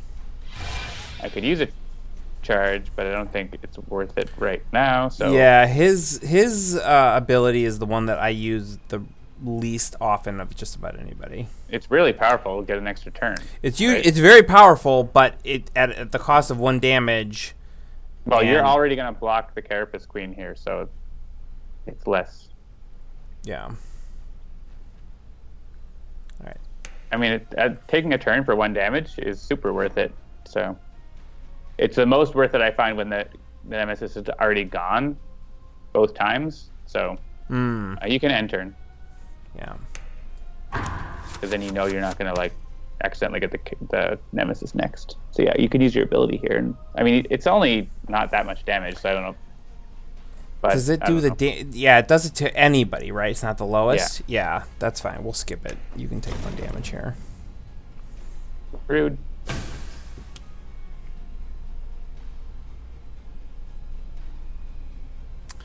Ooh, yeah, so this is the one. Unleash twice and Gravehold suffers 3 or place Brood Womb back into play.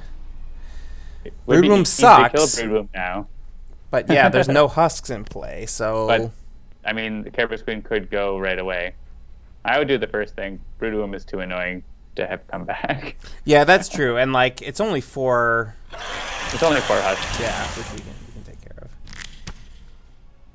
Alright, so we'll skip ability. All right.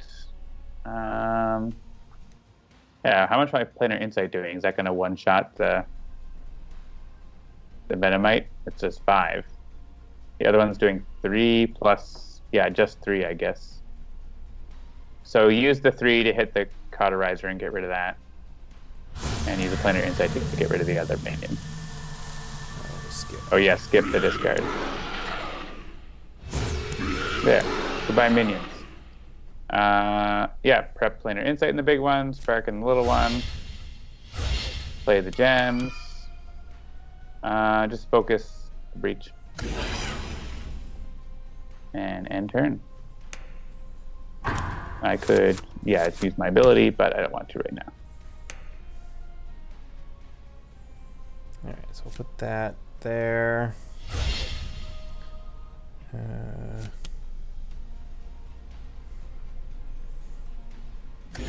I'll take a focus. Yeah, until we're full, and then we can use them to heal up Gravehold. That's fine. Keep mine in my deck. Yeah, I'm going to keep both of these. Alright. Alright, so we got 5. Yeah,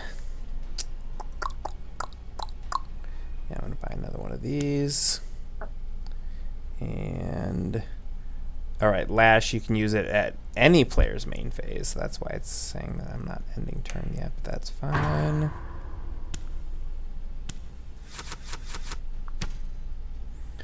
Alright, Lash gets to go again.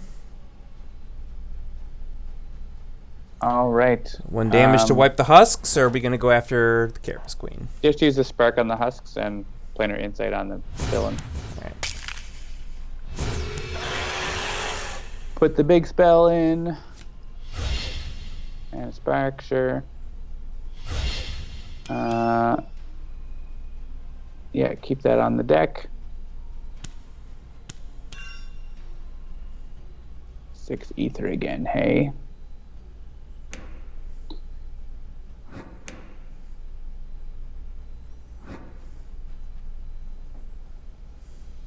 Yeah, buy another Planar Insight and use my ability to put my own card back in.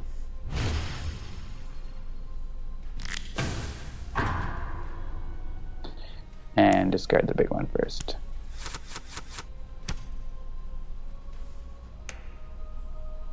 And I get to go right again. Look at that. All right, shoot the big spell at the Carapace Queen and destroy 2 crystals. And hit a husk. And prep the spells, play the gem.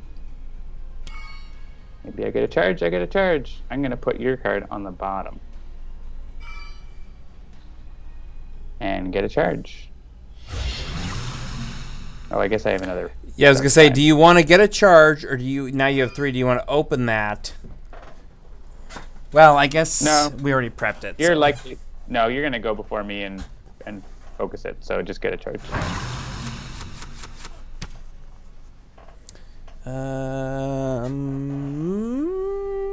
Yeah, I would probably skip it this turn and use it next turn, because we know she's going next again. Oh, look at that! Perfect. Pulverizing ray. Yep, Just we like will last game. definitely use it next turn. No question. That's why I always I feel like I never want to use it until either Pulverizing Ray has been played or it's gone into tier 3. Yes, there is a husk on the top of the display. The husks move around as you tap on them. That's the way it works. Up there it goes. Yeah. It popped up back again. Yeah, I recommend using this now. Favorite card. Boom, boom, boom, boom, boom, boom.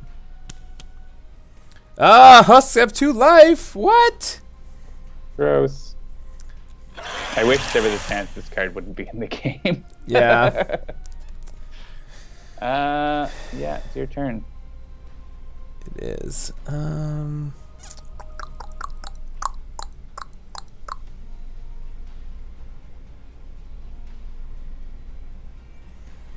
Yeah. What does it do? Husks have 2 life. Damage us, heal. Okay, immediately. Unleash Carapace Queen Swarms. Alright, so...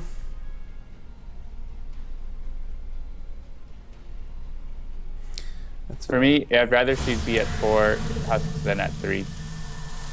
Really? Because, yeah, because Swarm, when she's at 3, adds 4 husks. And then suddenly she's into Gravehold suffers 5 damage territory. Versus Swarm, here, she only adds 2 husks. I guess we're still in the territory, but it's like, I don't know, it feels like less bad. I think. I don't know. You can do this, it's not bad. Yeah, we're damaging 1.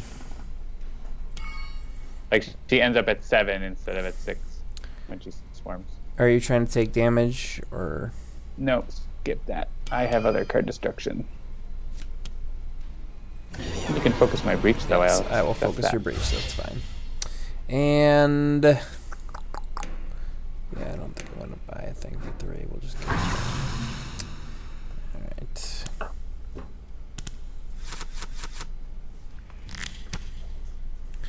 Alright. Alright. Alright. Interesting. Shoot everything at Carapace Queen for maximum damage.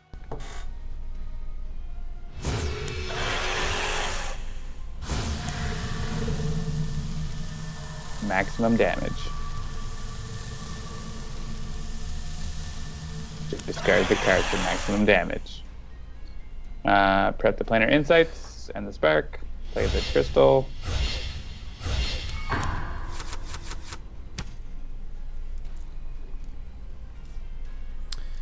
All right. Brian the Wolf Hunt, we are still here. Are you not seeing the stream? Oh, you know what? Let's take that back. I didn't realize it was doing 2. Damage 1 husk. That's fine. Yeah, we'll put that there. Return Planar Insight to deck. I like that. We'll discard 9. Alright, so we have 5. I can damage it for 5.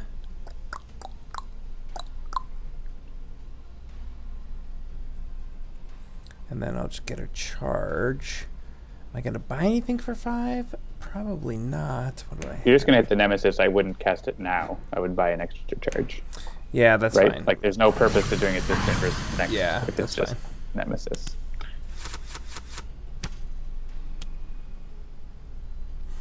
And look, we got Blot the Sun, so that's good. You bought a charge. Yeah. Because that is bad.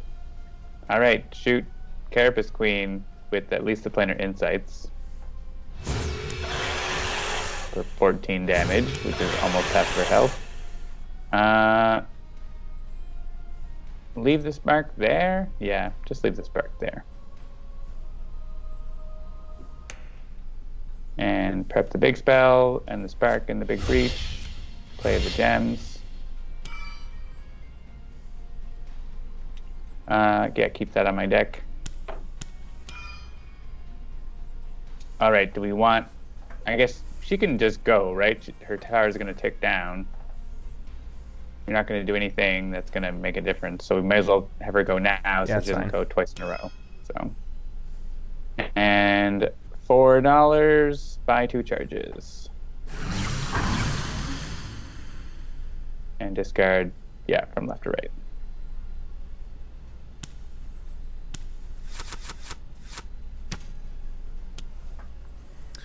Swarms twice or any. I will take 4 damage. Yeah, I was gonna say that seems like when the right foul choice. multitudes are around.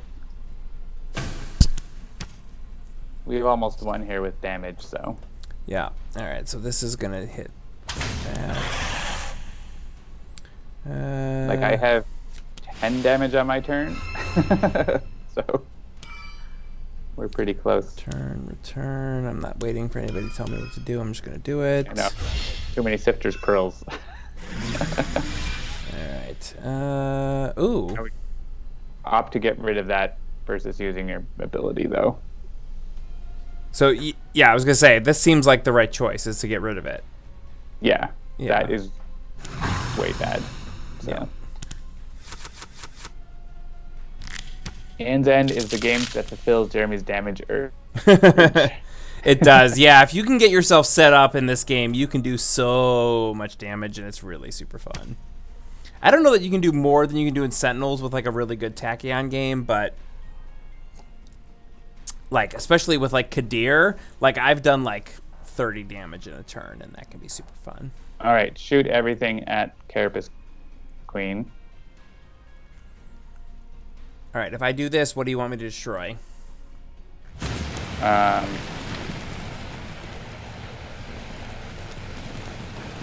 mean, I assume the crystal. Don't assume the crystal. Okay. Why do you assume the crystal? Because it's the thing that's worth the least? Oh, that's true. If I didn't have that other spell, then I would assume the crystal. Shoot that at Carapace Queen. And destroy the crystal, yes. And a planar insight. And shoot the other sparks at the Carapace Queen. And prep that other spells. And play the gem.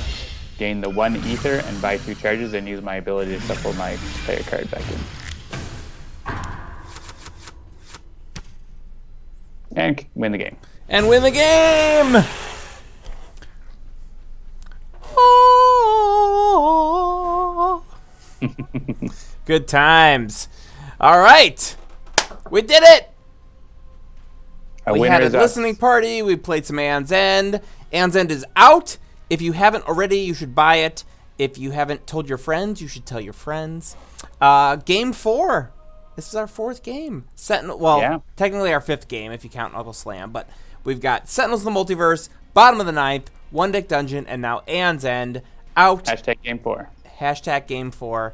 Don't forget that it comes to tablets, which is actually how I've been playing it tonight. I don't know if you've seen. You probably haven't seen the cursor, so I've been tapping on the iPad. The mobile version of Aeon's End is going to be coming out on September 30th. That is not this coming Monday, but the following Monday. So if you're a mobile player, keep that in mind. And yeah, we had some listening party stuff, so that was good. Is there anything else I need to talk about? I don't think there is. Yeah, I guess other shows coming up this week. Uncle Slam being mentioned. Oh, Uncle Slam. Lou Dolphin is going to be playing Aeon's End on his stream this week. I know Pirate Savvy and Dover have been playing it a bit. And of course, there's also another letdown is Sentinels focused, but that is always a good stream as well. So check those out this week for sure. Yeah, and if you're the kind of person who feels like, oh, I'm going to play Aeon's End all the time, and you want to do it streaming, let us know. We're always looking for more Stream Team people to join our Stream Team, as it were, to play our games and stream them for the world to see, because they're fun. Playing these kinds of games is fun, and playing them in front of an audience can sometimes be harrowing, but it's also fun as well. All right, excellent. So yeah, check us out. Head to Handelabra.com, at Handelabra on Twitter, Handelabra on Facebook. Check out AeonsEndDigital.com for information about Aeon's End. Tell your friends. The soundtrack is available as well. And I think that's going to do it. So thank you, everybody, for joining us. And we'll see you next week. I'm actually going to be here next week again. That's 2 weeks in a row. I had a couple of weeks when I was off. because of things like PAX and other kinds of stuff. So I haven't been around, but I will be back again next week. So yeah, thanks for joining us, and we will see you when we see you. Bye. Night.